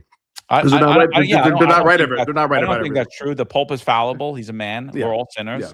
You know, someone on here says live like Jesus. That's a tall order. Look, we try. We're all sinners. We're all fallible. We fail every day. I know myself. I fail about 50 to 60 times a day, maybe more. You know, maybe more. You know, but it's recognizing that and trying that. And again, I just think that the Catholic Church has been severely emasculated. I think we teach weak Christianity. You know, Jesus said with Peter, he said, upon this rock I'll build my church. Upon this rock I build my church. But that's not really what he said. He said, upon this rock I build my ecclesia. Upon this rock I build my government. So, and Catholics are not involved in the government. You know what I mean? And there was a call there for us to be involved in government. And I think any person should want to be involved in government, whether you're a person of faith or not, because that is your civic duty. That is your ultimate responsibility. Like, you want to take care of your kids. You want your kids to have a better life, but you're going to let other people dictate how your children are going to live when you're no longer here. You know, and so I know like that portion of it. And then when you look at Peter, I mean, the guy was unbelievable, dude. He was unbelievable. Fallible man, right? He follows Jesus around the world. Jesus lets him walk on water. You know, he has him raise the dead. He has him create miracles. And then even to the point when Jesus says, you know, like they're going to crucify me tomorrow, Peter's like, I'll never let them do that to you. I'll never let them do that to you. And he stood up right in the Garden of Gethsemane, right? And he was brave enough to attack the soldier, cut the soldier's ear off, and Jesus healed him. And then immediately once they took Jesus away, Peter's a man like us all. He gains fear, right? He denies Jesus three times, right? Jesus told him before the cock crows, so totally fallible guy, repents for everything he does, and then he lives his life preaching the message of Jesus for the rest of his life, right? To the point that he was threatened with crucifixion numerous times, and at the end of his life, Peter was crucified, but Peter said, yeah, whatever, I don't care. You could crucify me after going around. That's fine, but I cannot die the same way my Savior died. You have to crucify me upside down. I do not deserve to die the same way my Savior is. That is Christianity. That is masculinity. Like, that is someone that says, I don't care about your government. I'm going to tell the truth because I know it's the truth, because God told me it's the truth. I've seen it with my own eyes. And so, you know, those stories don't get told a lot to Catholics or Christians. And those are, you know, we see these paintings of the apostles and they're like these weak, timid old men, and they were anything but that. Jesus was not a soft man. He was a rebel. They were revolutionaries and they were tough guys. 12 of them traveled around the world that hated them. And the apostles were more of Jesus's bodyguards than they were of anything else. And what I see today is out of Catholics is we're apathetic and we're emasculated, and we will bend with the world, whether it's for our careers, whether it's just so people like us. It doesn't matter. Sorry for my rant, but it's like, no, that's true. And I think Catholics and Christians need, in general, just real quick, guys, they need to start sticking together, because the rest of the world is sticking together, seemingly against them in a lot of ways. Not always. Sometimes it's just they're pursuing their own interests, and that doesn't always work for, like, say, you know, Catholics and Christians. Maybe they're not going after Catholics, Christians in that sense, but it's still going to affect them negatively. But like you said, like the Jews, like the Muslims, like the Muslim Brotherhood, they are going to look out for themselves and advocate for themselves as you expect that they would, right? As long as they're hopefully not, you know, committing crimes or anything like that. Why shouldn't Christians do that as well? Why shouldn't Catholics do that as well? And also, you know, and why shouldn't advocate together? Also, white men as well. Yes, you of know, course. I mean, whole, especially white people are becoming a minority in a lot. I was speaking to a minority. I was speaking to a black leader yesterday because I pushed back a lot at the diversity, equity, inclusion, and I said, "Look, I got no problem with you advocating for your people. That I expect you as a man to do that. But when it crosses from advocacy for you to supremacy for you, that's where I have an issue with it, and that's when I'm going to stand up. I'm like, just because other white people aren't out here doing it doesn't mean I'm not going to, you know." Right. Real quick, guys. No, it's fine. It's fine. Totally. We do have a super chat. I want to read that real quick. Sure. Illustrate Life, I hope I said that correctly, writes, Almighty God, we lift up the men and women in law enforcement who stand on the line between order and chaos, listening and canning green beans. Restore order, please. Amen to your first part. And the second part, do you deliver to New York State? I would definitely be interested in that. This guy... Sad Vader Dad. I don't know if I don't know if he's somebody you know, but he's been saying like over a religious hardship. Like I'm guessing he's referencing the COVID the COVID mandates, and I'm like, I just want to or maybe he's trying to. Like I don't know, sad Vader Dad. I'm gonna put you. Let me just ask you real quick. What do you mean by this? What do you mean by this over a religious hardship? Are you trying to make fun of John or other people who who basically put their faith before the edicts of the state? I mean, what are you what are you getting at here? Yeah, it's something that I encounter often, like criticism of you would leave your career over something like that. And I'm like, yeah.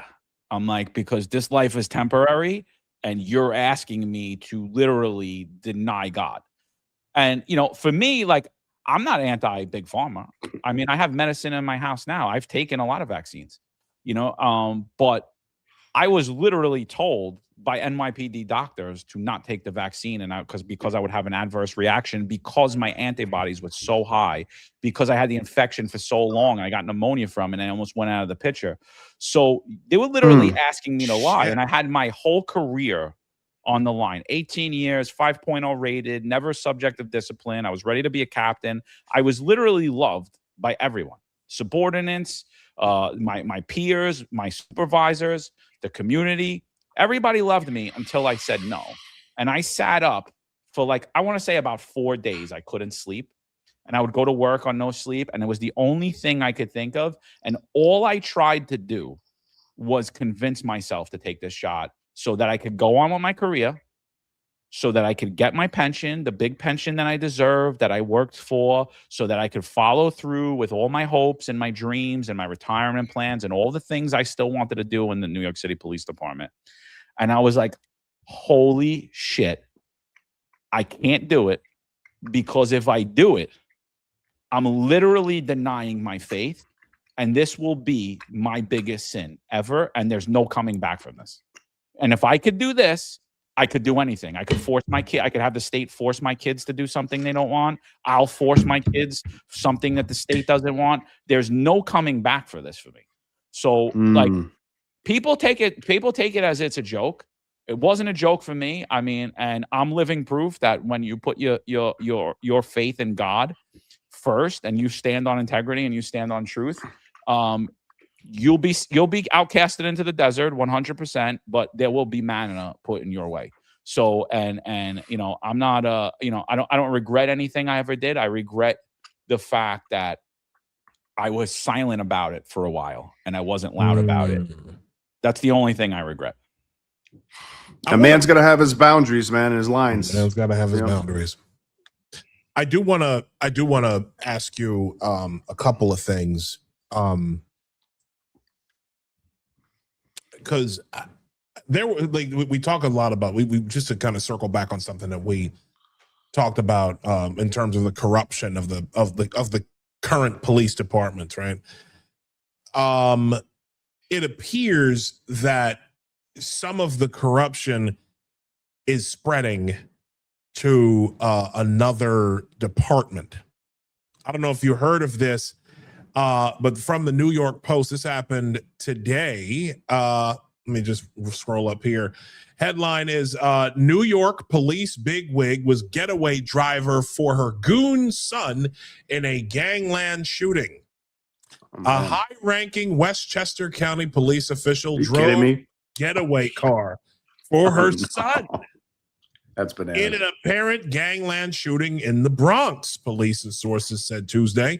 Jennifer Lackard, a deputy police commissioner with the Mount Vernon Police Department, was arrested at her home today, this morning, along with her son Chase Lackard, after the young man, who's 20 years old, after the young man allegedly shot at a group of rivals near the Bronx Criminal Court on June 29th at 11:57 p.m. He then rushed into her car before she drove off, according to sources. The pair were hit with attempted murder, attempted assault, criminal possession of a firearm, conspiracy, and reckless endangerment charges. How do you like that? Well, I'll tell you, if only there were signs. If only there was signs. You know, I tweeted about it today, and I said something along the lines of, "This is what happens when you put undeserving, inexperienced people in charge of police departments." And why is she there? I don't even need to look. She's there because of the diversity, equity, inclusion women. She's a twofer. She's a Black woman. They want her up there. They placed her up there. 2024. We're going to deep dive into this tomorrow on the Finest Unfiltered as well. So I suggest anyone that wants to learn more, definitely come there, because I'm sure Marlon and Eric got a lot. I know Marlon's deep diving into it right now as we speak. But from what I know of the case, just off the top of my head, in 2024, her son was shot by, guess who? The NYPD, right? So immediately, Many the such commissioner, cases. she was the commissioner of Mount Vernon since 2020. She was placed there. There should have been an investigation into her. You know, what's going on with your son? Your son has gang ties in the Bronx. Are you aware of this? And so what happens after that in 2022 or 2024? 2024, he's shot. The DOJ goes into Mount Vernon and says, you know what? The Mount Vernon Police Department's so corrupt.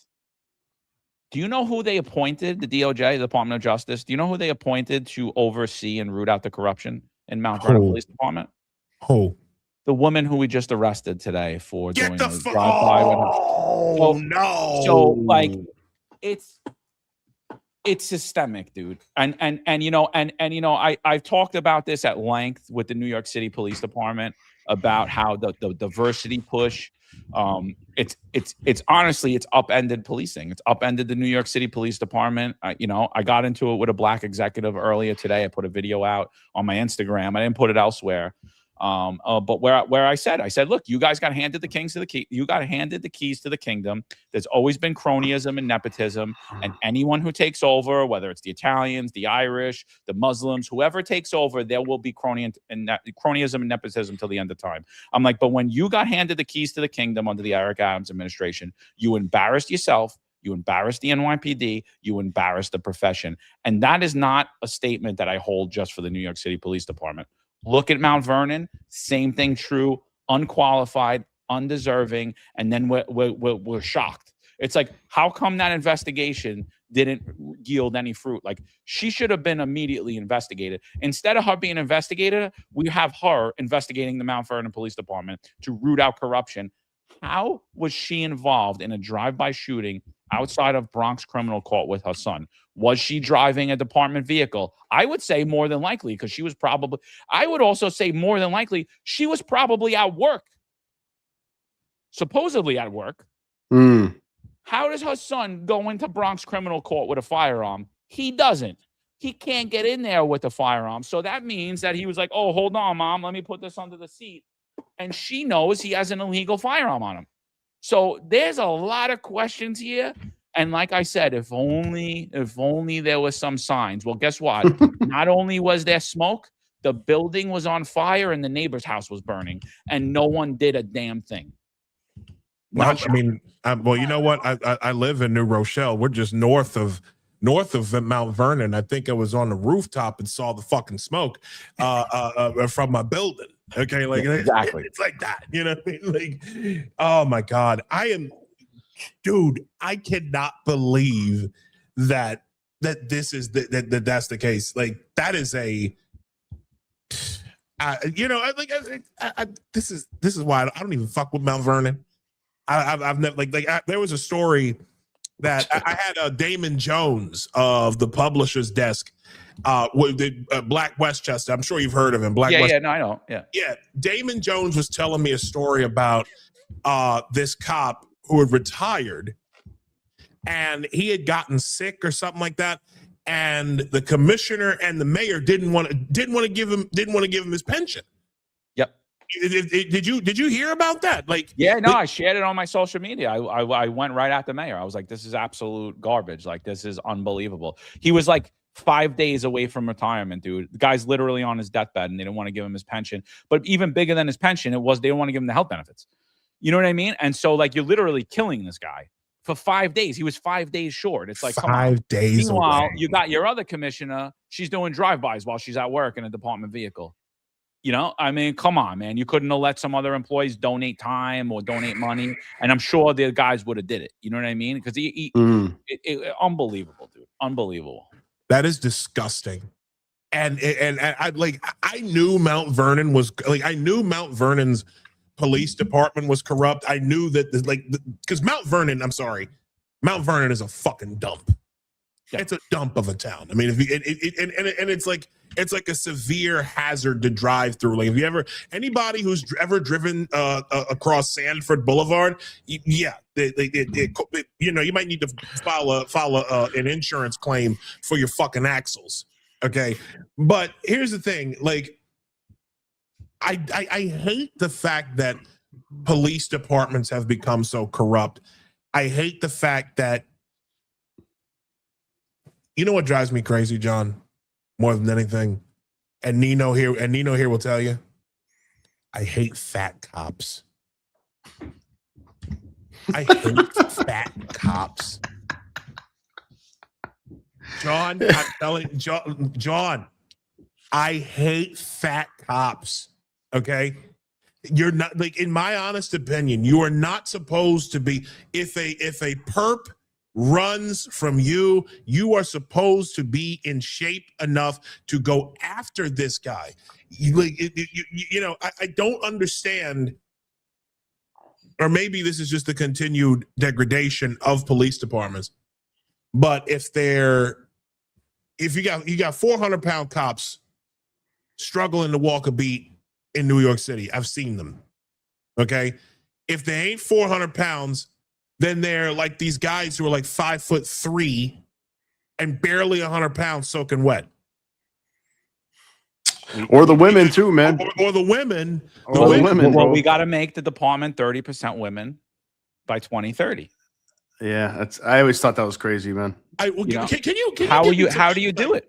How do you do it without dumbing down standards to a point that where literally anybody could get on? That's what police work is grueling, dude. Like, like standing out a parade when it's 102 degrees outside in the blistering sun, wearing a bulletproof vest, wearing boots, wearing polyester uniform, and a stupid graduation cap that you're wearing on top of your head. It's equivalent to torture, dude. Like, your body is just sweating. How do you do that when you're overweight and out of shape? How do you do that? Because I was always in shape in the police department. I still stay in shape till today. And how the hell are you even surviving? The other thing is, these people are so much more likely to be injured, and they all get disability pensions, either for the heart bill. They say they got a bad heart. It's like, oh, no shit, they got a bad heart. Like, I can't believe it. Or they blow out their knee stepping off the curb. And it's like, dude, or they smash their ankles stepping off the curb. And it's like, and then taxpayers are held on the line. You have less cops. Your police budget goes up.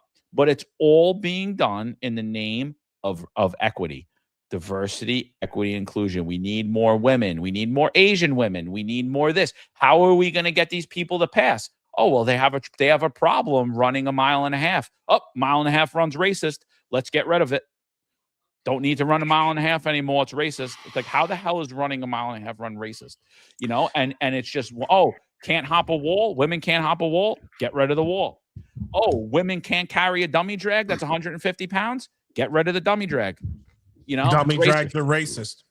No, And the only reason I can think of as to why all this stuff happens is because they do what they're told. These people will just simply do what they're told by the brass, by the political powers within that run New York City and all these other police departments in big cities.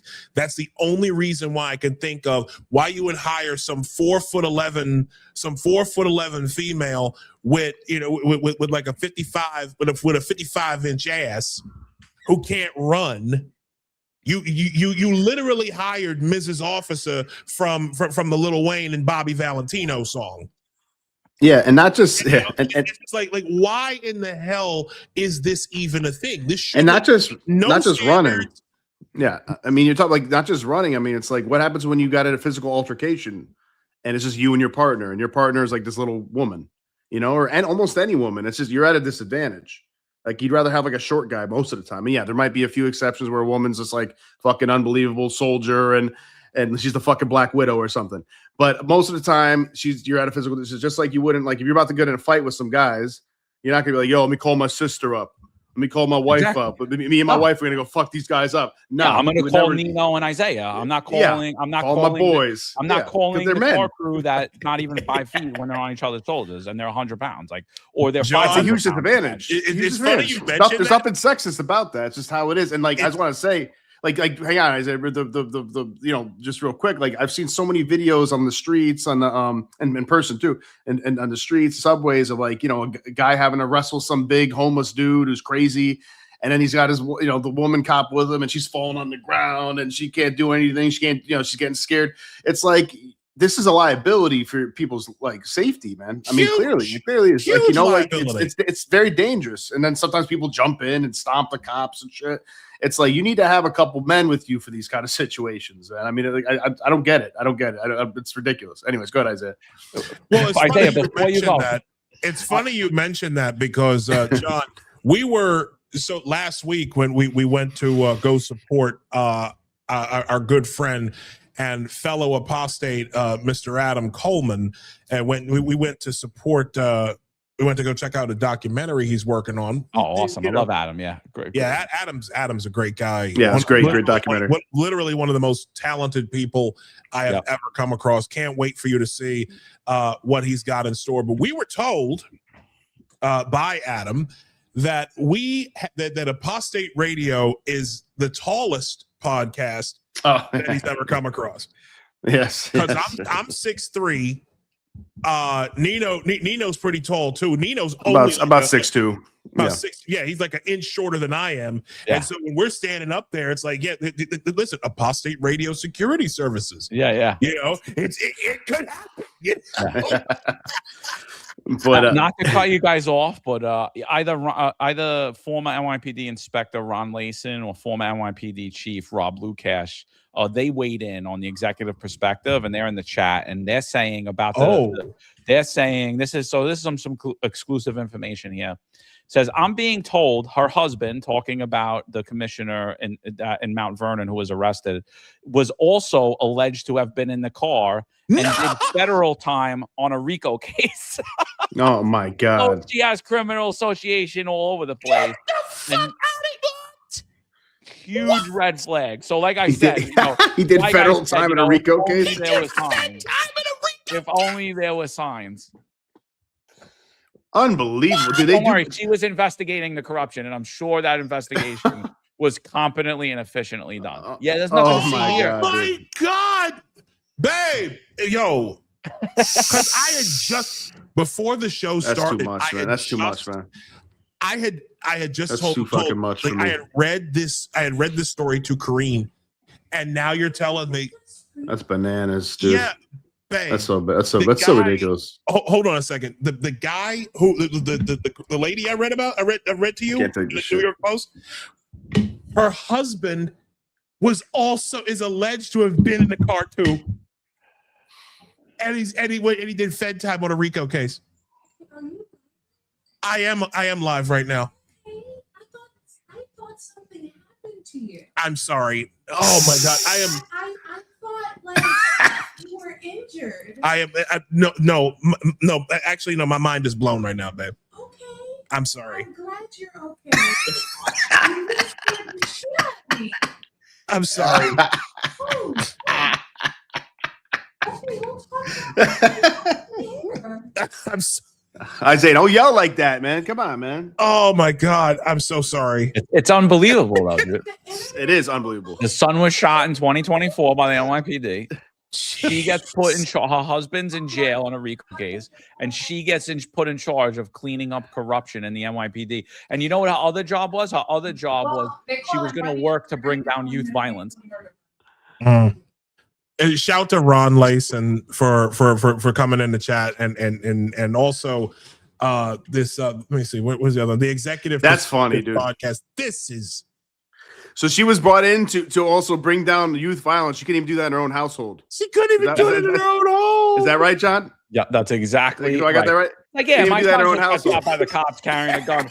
Let's put her in charge. Like, you know about youth violence, right? Yeah, no, I know about. Sometimes I'm even. I know she does know a lot about youth violence. Sometimes she's even the getaway driver. You know? Oh my God! And I still want to know because it wasn't said in the paper. Was it a department vehicle? I can't think. And was she supposedly at work? Because I would bet money that is the case. I would bet money. I bet you you're right. Yeah, I mean, she probably thought it'd probably be even better if she's in her car because maybe she'll get away from the cops easier or something. Like, oh no, we know her. She's the check her license plate. That's the that's the commissioner. So no, it's the commissioner. She's cleaning up corruption. She's cleaning up corruption. She's working overtime. She's working on youth violence program. You know, she's out in these streets at night fighting corruption. So wait, John, let me get this straight though. So she. Did you say her son was already got shot before she got the job, or while she had the job? While she had the job, okay. And then the RICO case was I don't know when. I don't know. I don't know the dates on that. We'd have to look that up. So. If that happened beforehand, you'd have to think like whoever's hiring her would be like,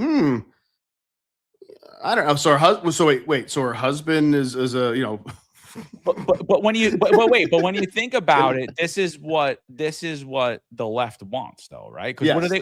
That's right. You're not a jailbird. What are you? You're a justice-involved individual, and we have these justice-involved individuals out on the street, and now they're working to provide public safety.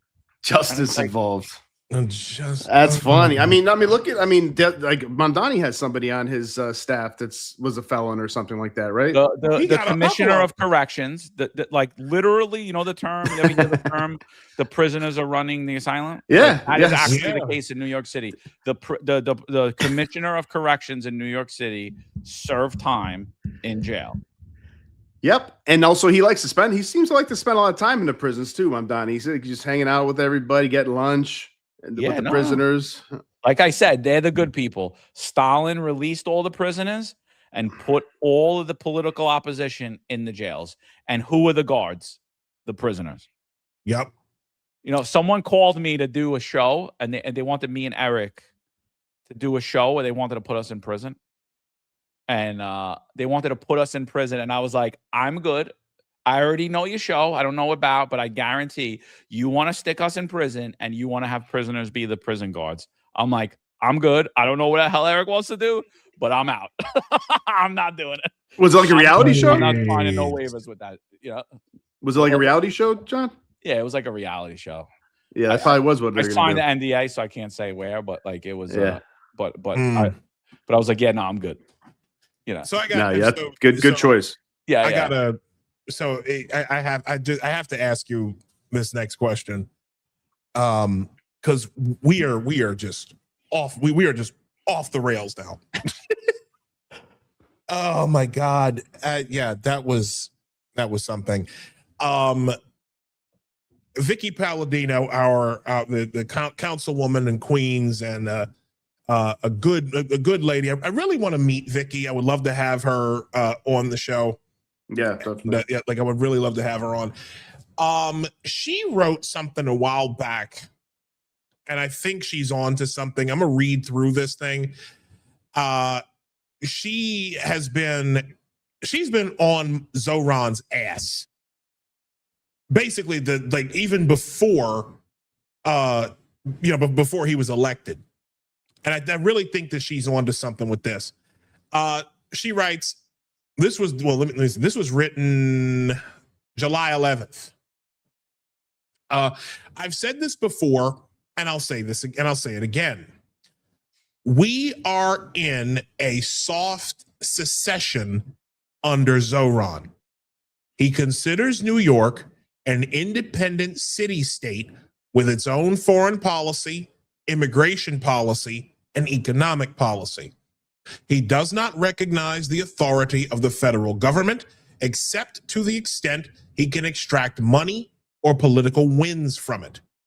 The intent is to use the resources and authority of New York City to wage war against the federal government and the rest of the country. The DSA, the Democratic Socialists of America, is quite open about it. They're telling us what they plan to do, and Zoran is executing. This is the context of this is from the meeting that he took with the Iranians behind the city, behind the country's back, by the federal government's back. But it's those first two paragraphs that I'm thinking Vicky was on to something. And I want to ask you, as somebody who worked, the native New Yorker, lived here, worked here, well, not here, but you get what I mean. What do you think?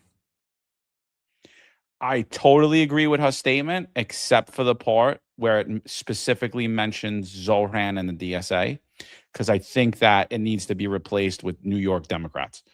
And it holds exactly true to everything they would do. The only difference, in my opinion, between the Democratic Socialists of America and the legacy traditional Democrat Party is one supports the Palestinian state and the other one supports Israel. They only differ on foreign policy when you look fiscally, locally, nationally, when you look at ICE, immigration, every other single policy, the Democrat Party and the DSA move in lockstep.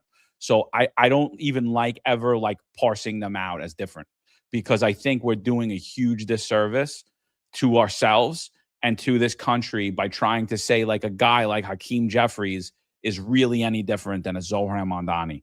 And I think there are some slight differences. Like I said, the support of Israel or the support of Iran or Palestine, whatever. But other than that, I don't see any differences. They all have been doing this. This is decades in the making in New York City, 2 decades in the making in New York City. New York, I call it the People's Republic of New York. I literally tell everyone, I was like, wow, I didn't even realize a lot of things because I didn't realize I didn't live in America when I was in New York City. And I think that is absolutely true. They don't believe in the Constitution of the United States. They don't believe in federal law. Look what just got shot down today. A Supreme Court judge said that, in fact, ICE could wear masks. And you have all these Democrats going insane saying that ICE needs to be abolished. They're criminals. They want to. They're enforcing federal immigration law. Every country that these people travel to, they go through their immigration policies. They get their little visas or whatever they need, or their passports. They follow every other nation's immigration law, but they have no problem with it. But they only have a problem with America enforcing their immigration law. So I think that the DSA and Zohran Mamdani is just as radical as your plain old Democrat. Now, are there some Democrats that's not true for? Yes, but they're not even close. They're very few and far between. You got a guy like Phil Wong in Queens. We have the former councilman, Bob Holden. They're Democrats, but they're conservative Democrats, and they're very few. They're a rare breed of Democrat. There's not many of them. There's probably a handful of others that I could say. The rest of them align completely with the DSA on local and national policy. The only difference is international, in my opinion. So, but I agree with her statement. It's true. It's a true statement, but I just don't think it goes far enough. Yeah, it goes. I mean, nationally too. I mean, like Pete Buttigieg, right, who's considered probably like a little bit more of a moderate Democrat, sort of in some ways, a little bit farther left. But you know, he was just quoted saying today in like some video or recently that they want to like, you know, pack the Supreme Court, just increase the number of Supreme Court people and figure out a way to make it so they're not biased. I'm like, yeah, I'm sure. Like, you know, so because, you know, obviously he's pissed off. There's a few more justices who are more right leaning, and they just don't have absolute control over everything. They can't have any kind of balance of powers, any kind of checks of power. Conservatives can't be in charge of anything. They can't be. It's like, you know, it's completely illegitimate if they get elected the president. Can't have any professors that are conservative. You name it. Like, there's no teachers. Can't teach anything like that. It's like, it's crazy. Like, you're allowed to teach basically communism in universities, but imagine if there was like also like a far right Nazi professor in every university, just one, and just one in one university. You know, it'd be like, holy shit, there's no way you could do this. But like, you can have several Marxist professors, straight up communist professors in so many universities, especially the elite ones. And that's like, nah, that's fine. I mean, it's just freedom, academic freedom. It's like it's radicalization. It's complete brainwashing. It's not education.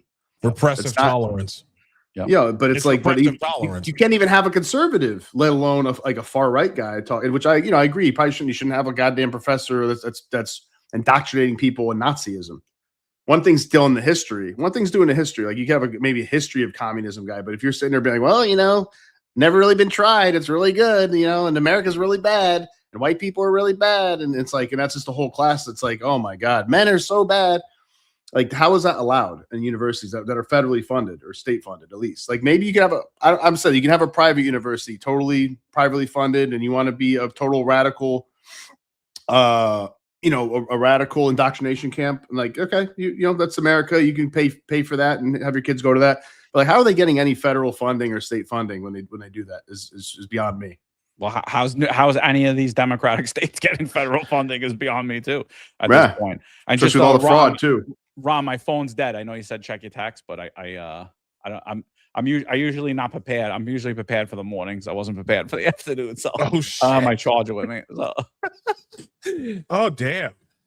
We got a lot of we got a Cafecito breaks here, man. Yeah. Rosangel, ¿cómo está? Rosangel, thanks for jumping in. Cafecito break. Best journalist out there on the ground, New York City. Yeah, she's great. She's great.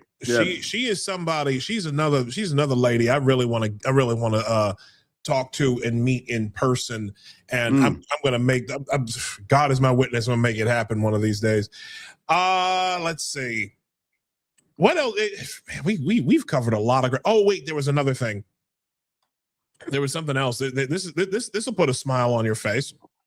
Another story that came out today.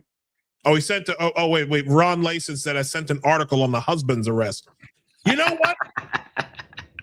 Ron, sir, I appreciate you being here. Could you drop a link to that? Could you drop that link in the chat? Because I will, because I will click on it, we'll read it, and we'll react to it live while everybody's here.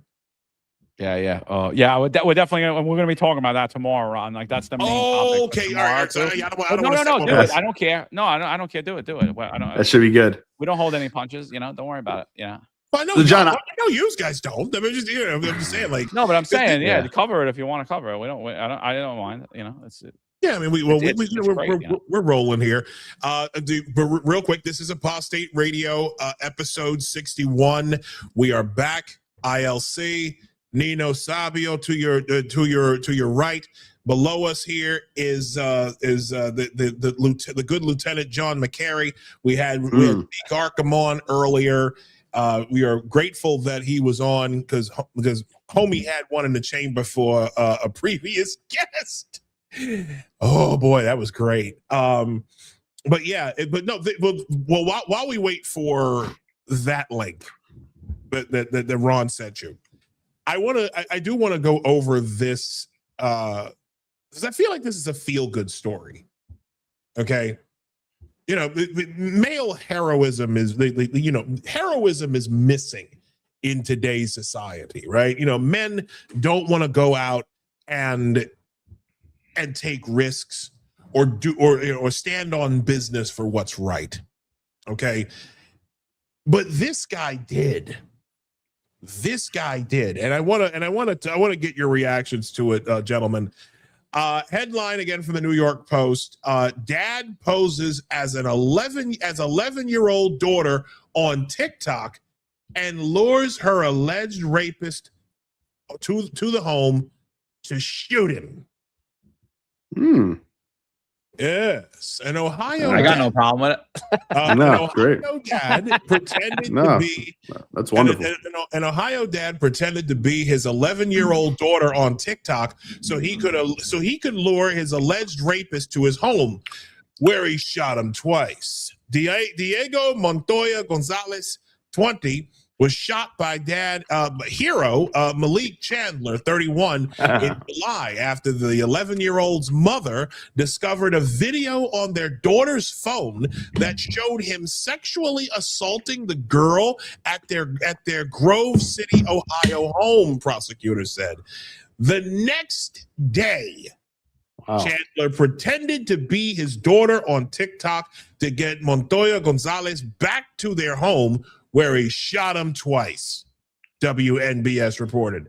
He told investigators he intended to just beat up Montoya Gonzalez, hold him there, and then call police. But he thought he saw the alleged sicko reach for a gun in his pocket, picked up his gun off the counter, and opened fire. When police arrived on the scene, they found Montoya Gonzalez sitting in a chair with 2 gunshot wounds. He was transported to Grant Medical Center in Columbus, according to WHIO. Chandler was charged with felony assault, and his bond was set at $100,000. He should be set free. Montoya Gonzalez was indicted by a grand jury on Friday on 5 counts of pandering sexually oriented material, 2 counts of rape, and 1 count of obstruction of official business. I don't know about you. That's a feel-good story, man. I love feel-good news stories, man. Few and far between. The only thing wrong with that story is the father's facing more time than the rapist. Yeah. And, how much time honestly, is he facing? The way that the title reads versus the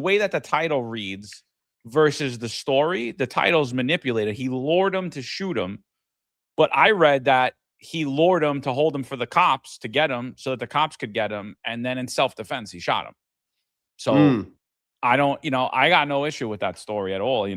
Shout out to Malik Chandler. I think that's a real man. You got to take care of your family. And sometimes, cops aren't always going to be there to do it for you, and it's, to me, that sounds like a malicious prosecution. That's absolutely bullshit. Somebody raped your daughter and showed up again at your house to rape her again. It seems like a pretty violent act to me. That's insane. Yeah. But how much time was he facing? I missed that part. How much time was he facing? The father. I don't know the state, but they just gave him the counts, because of the shooting. You know what I mean? They just gave him the counts, aggravated assault, all that stuff. So I don't know the state. I don't know what they charge, and that's what they carry in that state. Okay. But a lot more serious than rape, I bet. So, man, probably. That's awful. I hope he doesn't have to do any time. I mean, it's probably wishful thinking, but he probably is. He probably is. I mean, it's unfortunate, but the thing is, they don't want law and order. I have never been more convinced in my life that that leftists, because again, with these malicious prosecutions and everything else, they don't want law and order, and but at the same time, they don't want people to get the feeling that they can actually do things too. You know what I'm saying? Like they don't want people to know and understand that they can defend themselves.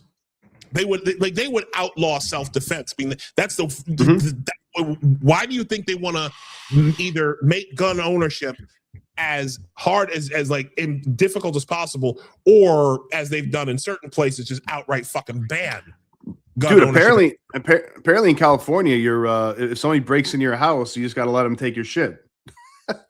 Yeah. I mean, you're not allowed to shoot him, not allowed to do anything, not allowed to attack him. You're supposed to like leave the house, I think is what what it is. You're supposed to leave and just let him steal your shit. Maybe they'll harm somebody in the house. I don't know. Yeah, they tell you to run. You have a duty. What is it called, John? They give a duty to retreat.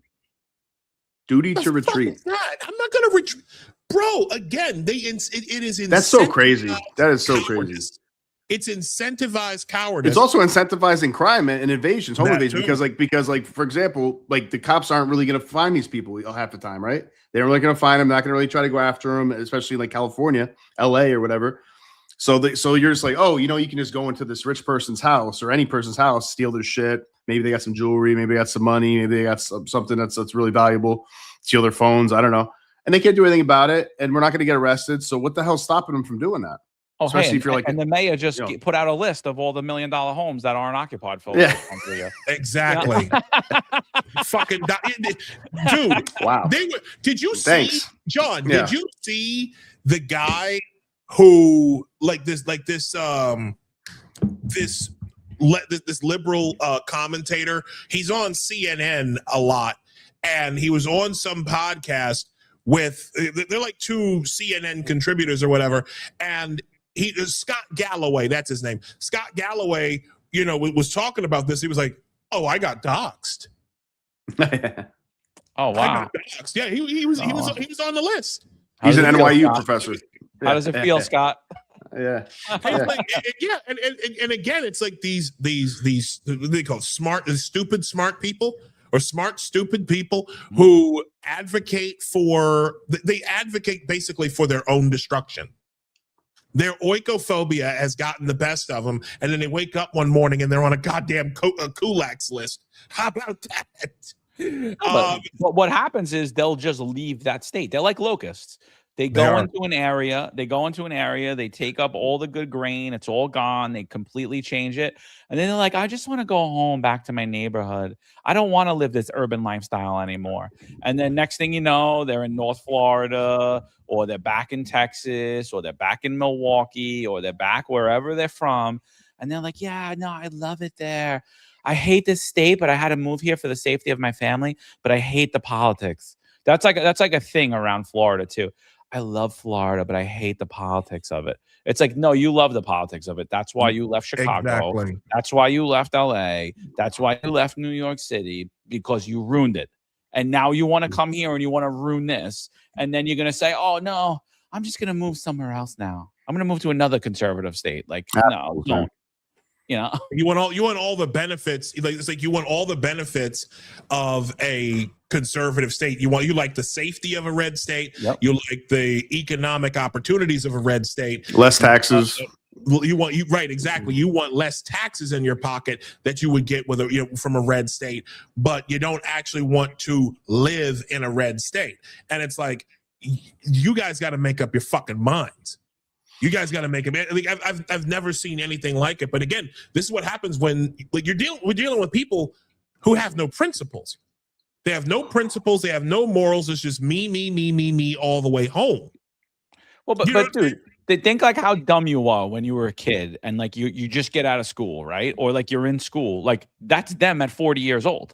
You know what I mean? They haven't fucking grown at all. They never grown at all. Have any responsibilities. Mm-hmm. You know what I mean? And so they have this theorized view of the world that they can't practicalize it and put it into place. It's like if you ran your household like this, you collapse in a month. But yet you think the government can sustain, and so that's the problem with a lot of the leftist mind is, I always say, like, I make fun of like all the lefties in my neighborhood. I was like, I never believed in white privilege until I moved here. And now I see that you guys are real privileged motherfuckers. Like, you know what I mean? Dude, same. Bro, when I moved up here, when I moved here to New York 11 years ago, because I lived in Maryland where I grew up. And it was the same thing, bro. I remember saying, I do not believe in white privilege. Yeah. And then I moved to New York City. And then I lived in New York City for 11 years. And then 10 years and change. And then I, dated and married, I'm trying to start a family up here. You see this and you're like, you know what? during COVID, I really parsed out the fact that white privilege does exist, because the richest, I said this because my wife and I years ago, we went to a Shakespeare in the Park thing. This had to be like 22 or 21, right? And we go, it's outdoors, okay? It's in the Upper West Side. It's on the Upper West Side.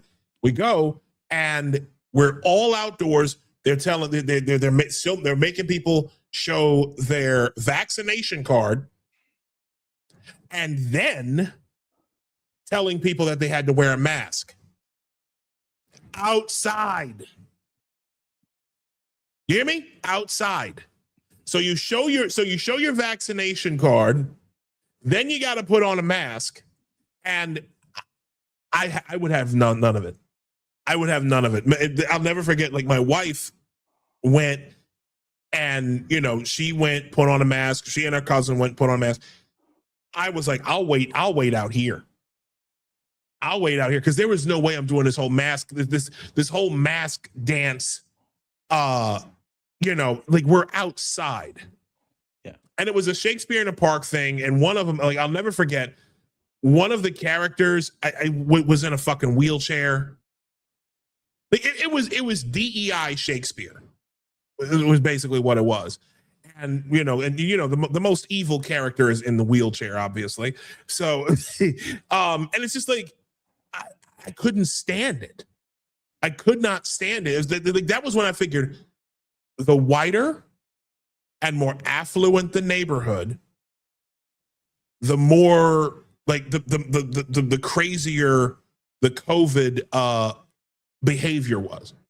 What was the more morality that they have? They drive bikes, they wear masks, even though they're vaccinated for you, but they'll run you over on their bike and not think a damn thing of it. You know what I mean? Exactly. It's like, you're doing it for me. You're wearing the mask for me, but yet you almost ran me over for no reason. On the sidewalk. Yeah.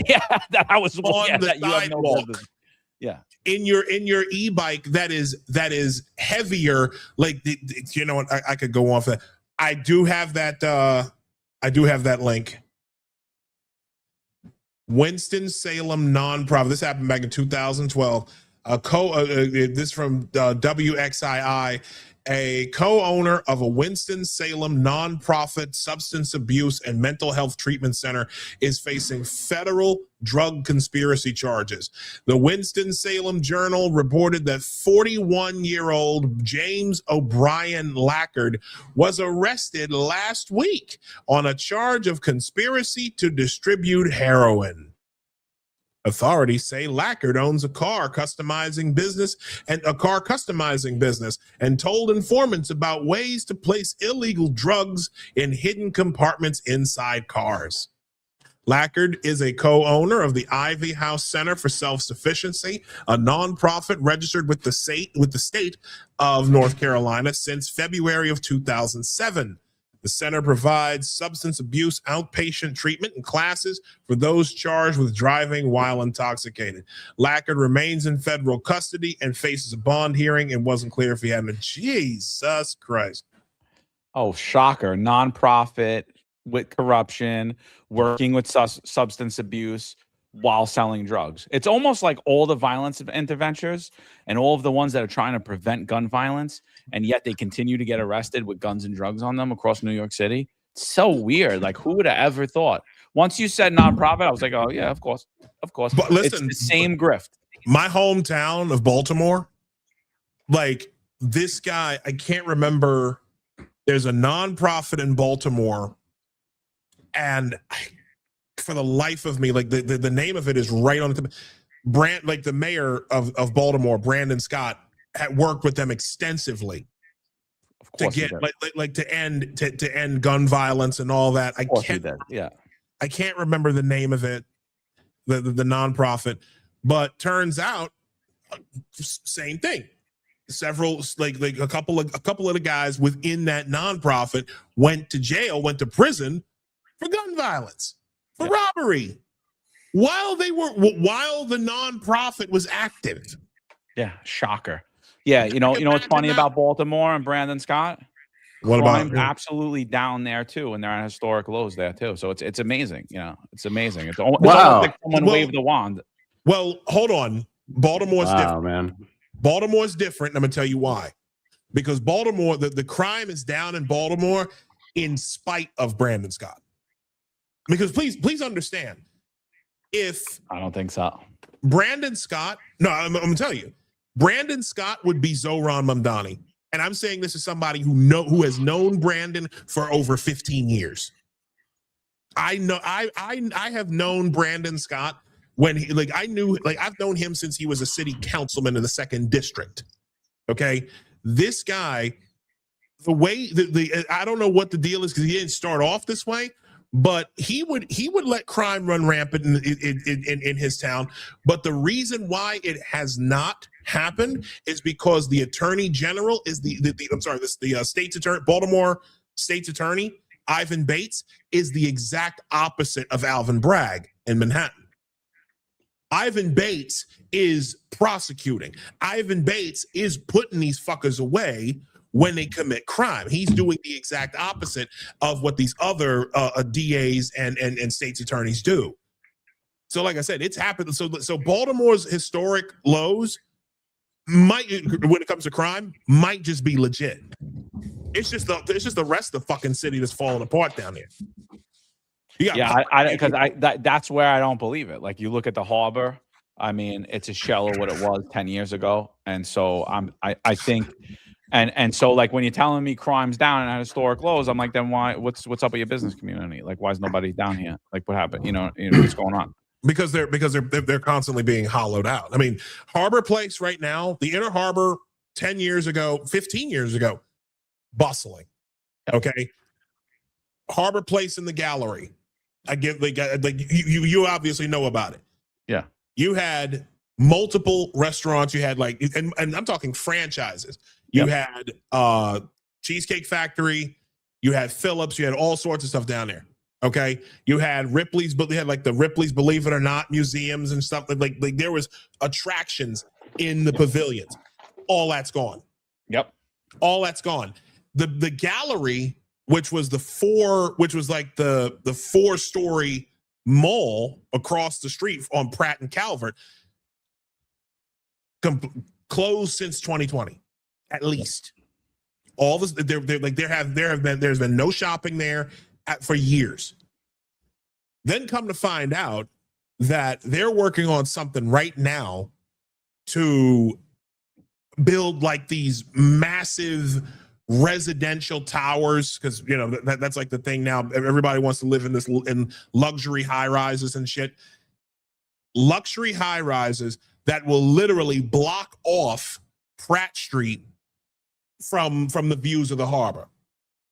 Okay, they're basically going to turn Federal Hill and the Inner Harbor into backdrops for Zoom calls.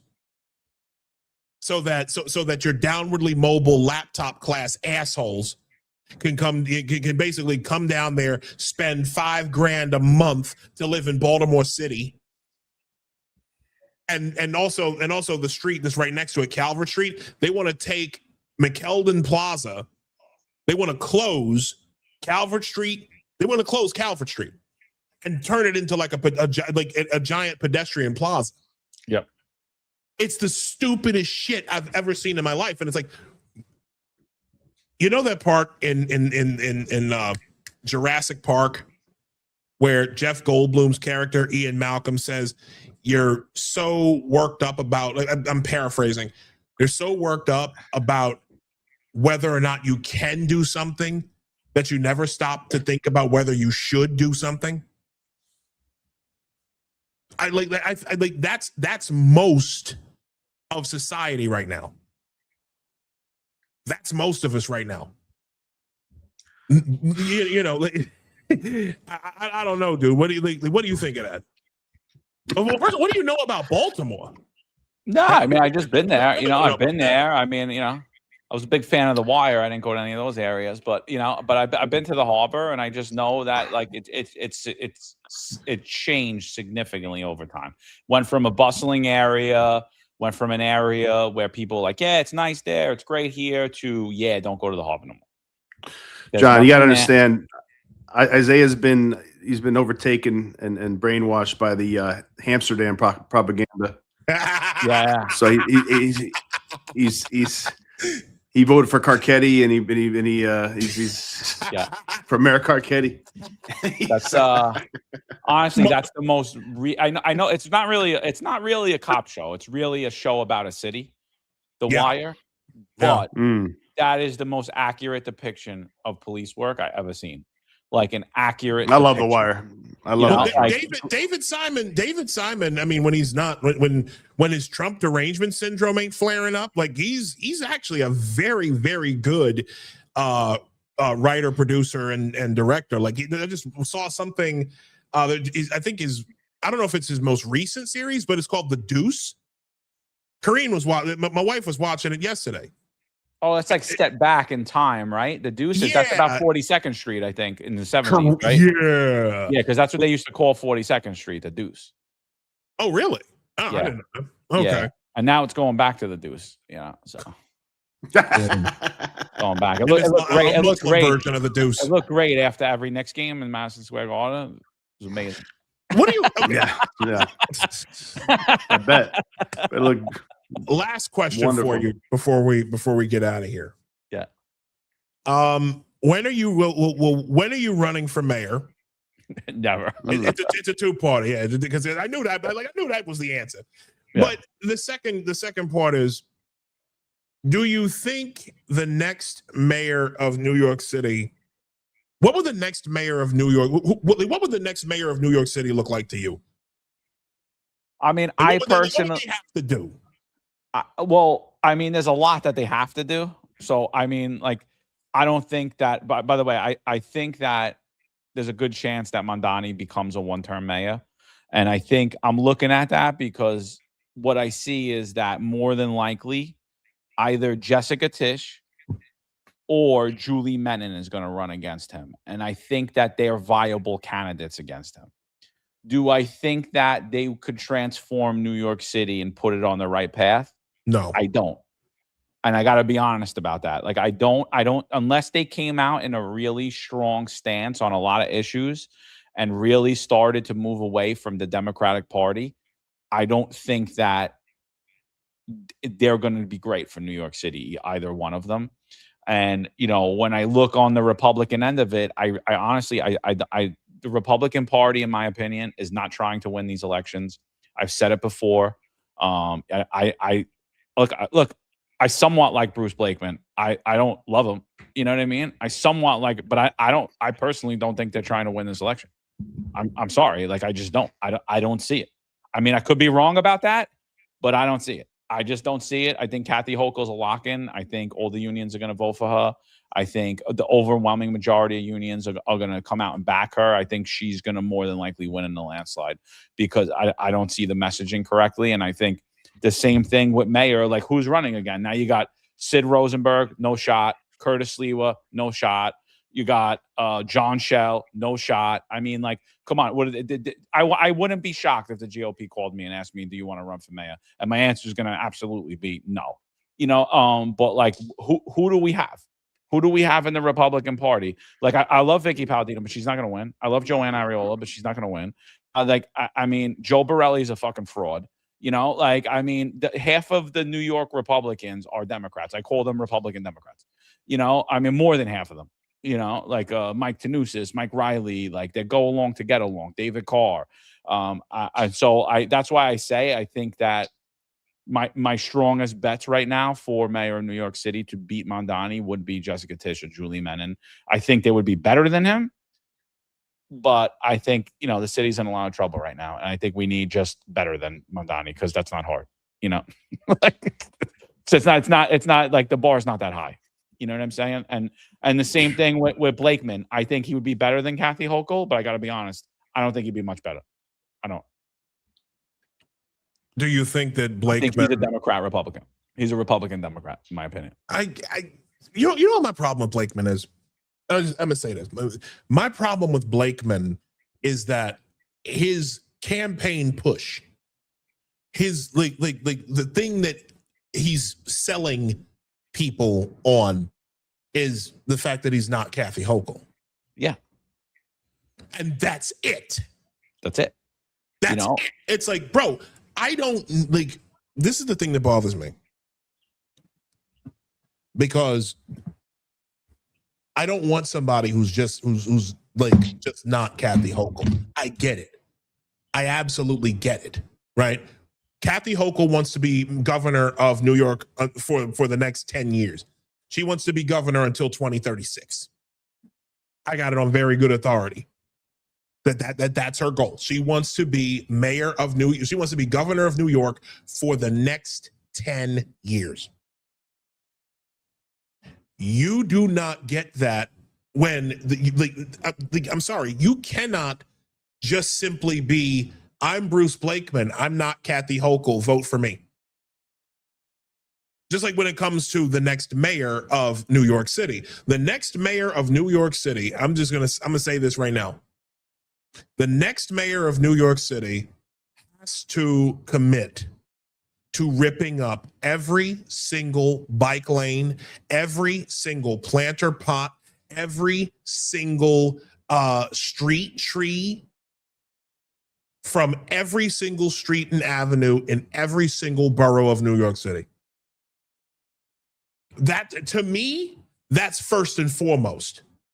The gridlock, this fake fucking gridlock has to be broken. Every single one of these pedestrian plazas, and I'm talking about even Times Square. I'm talking about Times Square. I'm talking about Union Square. I want to bring, I shouldn't say that because this is just my opinion. I want every single bike lane destroyed. I would go full Ed Koch. Full Ed Koch. I want them all. I want the local, the city speed limit. The city speed limit would be raised back to 35 mile an hour on streets like Grand Concourse, Queens Boulevard, and Ocean Parkway. The things that they are doing to destroy the middle class and render people either super, super rich or super, super poor, it must end. New York City is like an economic powerhouse, and it's being abused by communist theater kids. Something's got to give, and I don't know who's going to do it. The fact that Blakeman. Let me ask you this: do you know if Blakeman has committed to removing Zoran from power? No, he absolutely has not said that. No, and look, I don't know that that's the thing either. Zoran won that election handily. He did. He got over 1 million votes. I think Blakeman's message will resonate with Republicans, but you don't need Republicans to win. You need Democrats to win. So you need to get out there in the black and brown communities. Yes, you do. And he don't want to do that. And if you're not doing that, you're not going to win. And I don't see him doing it. I mean, I could be wrong, but I see him going to the Jewish community. I see him going to the Asian community. They're 50-50. You could get conservatives on both of them. You could get leftists on both of those communities. That's a 50-50 community. The black community the black and brown communities are overwhelmingly Democrat, and you need to win those people over in order to win an election. Yes, you do. And we're talking that, and there's a lot of people that was sold a bag of goods with Zohran Mamdani. Your fast and free buses went to just fast buses, and now you're seeing that you're not even getting fast buses. Your free grocery stores went to affordable grocery stores. All the things that you were told that you were going to get, you didn't get any of them. They lied to you, and so there's an opportunity there to really hone in on the working class of this city. But if you're not going to get out there and try to resonate with the working class of the city, and you want to run, I support Donald Trump and I support ICE, you're not winning. You need to have a real effective strategy, and and you got to play it kind of to the hip. You got to resonate with Democrats, or you're not winning. It's just that simple.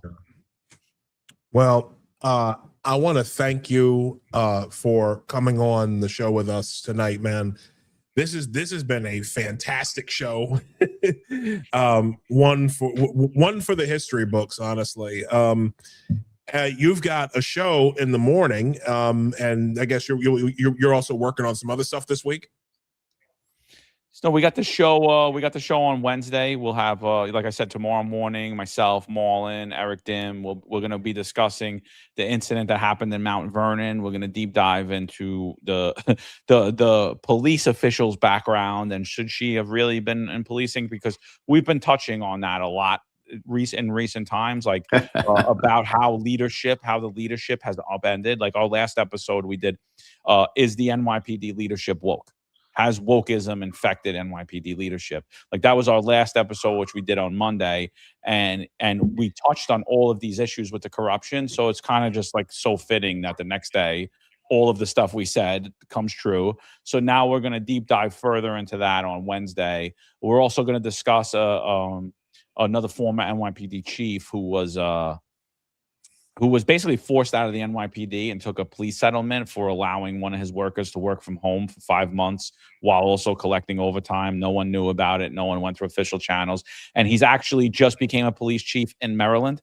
So we're going to touch on that. And then we're also going to talk a little bit about what's occurring in the FDNY union and the rumors there, because we've been getting a lot of information from a lot of our firefighters that watch the episode. So we're just going to touch on that. Who's trying to leave union leadership in order to become a pensioner, and just a little bit of history on that guy and what he's involved in and his integrity levels.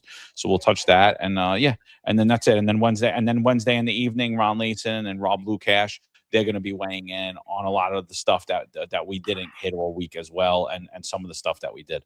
So yeah, that'll be us tomorrow. So anybody that wants to weigh in, please feel free. Join us tomorrow 08:05 at the Finest Unfiltered on YouTube. We'd appreciate it if you could just do us a favor, like, share, subscribe. For everybody that's on here from the Finest Unfiltered, if you could help our friends over at Apostate Radio as well, do them a favor, like, share, subscribe, follow them over on social media.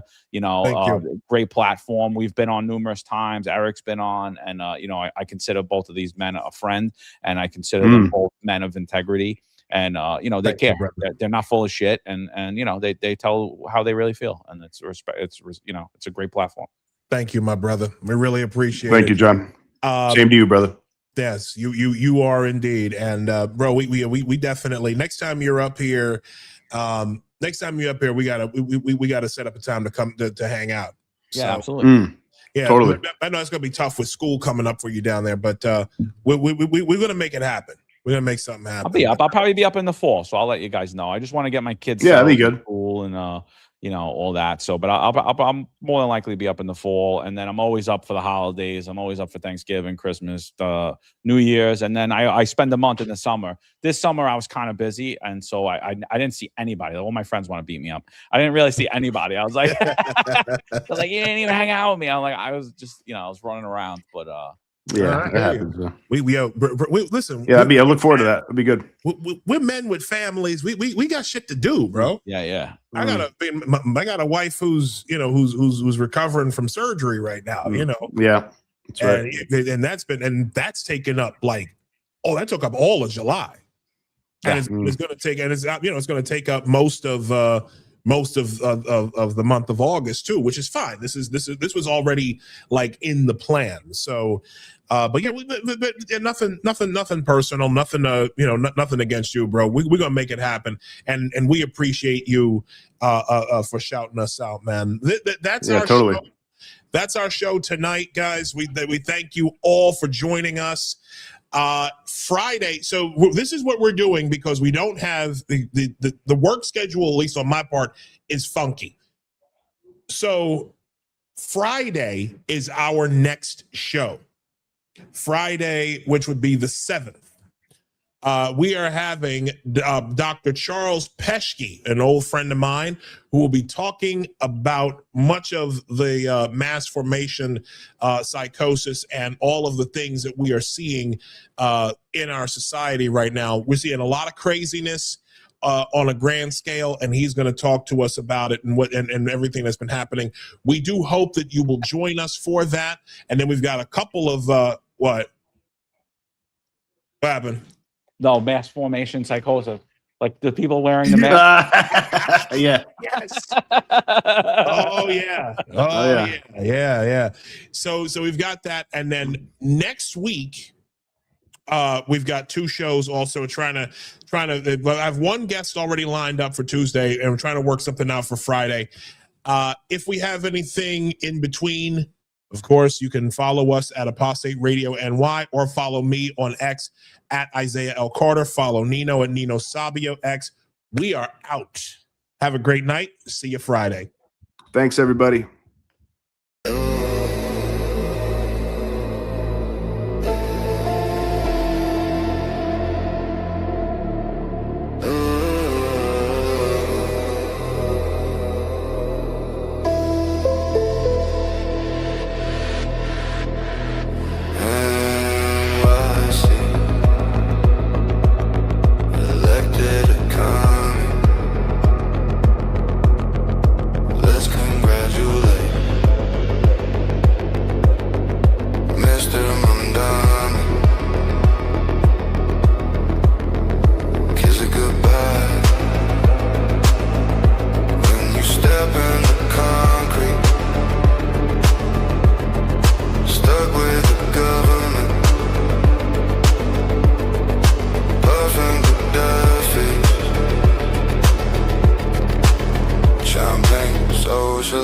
Posting pics with the Bolsheviks, their enemies who vote for it.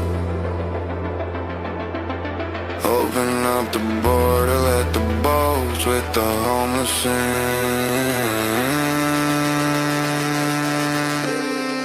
Never trust a commie. Never trust a commie.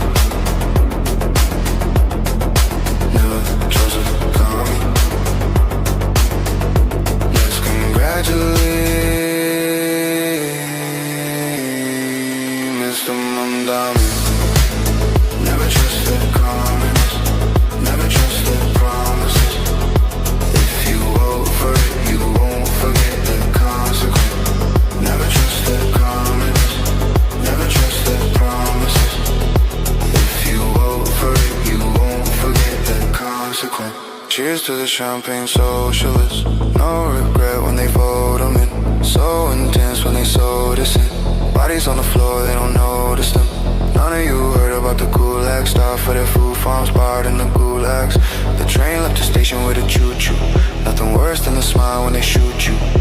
Never trust a commie. Never trust a commie. Never trust a commie. Let's congratulate Mr. Mamdani. Never trust the communists. Never trust the promises. If you vote for it, you won't forget the cons. Never trust the communists. Never trust the promises.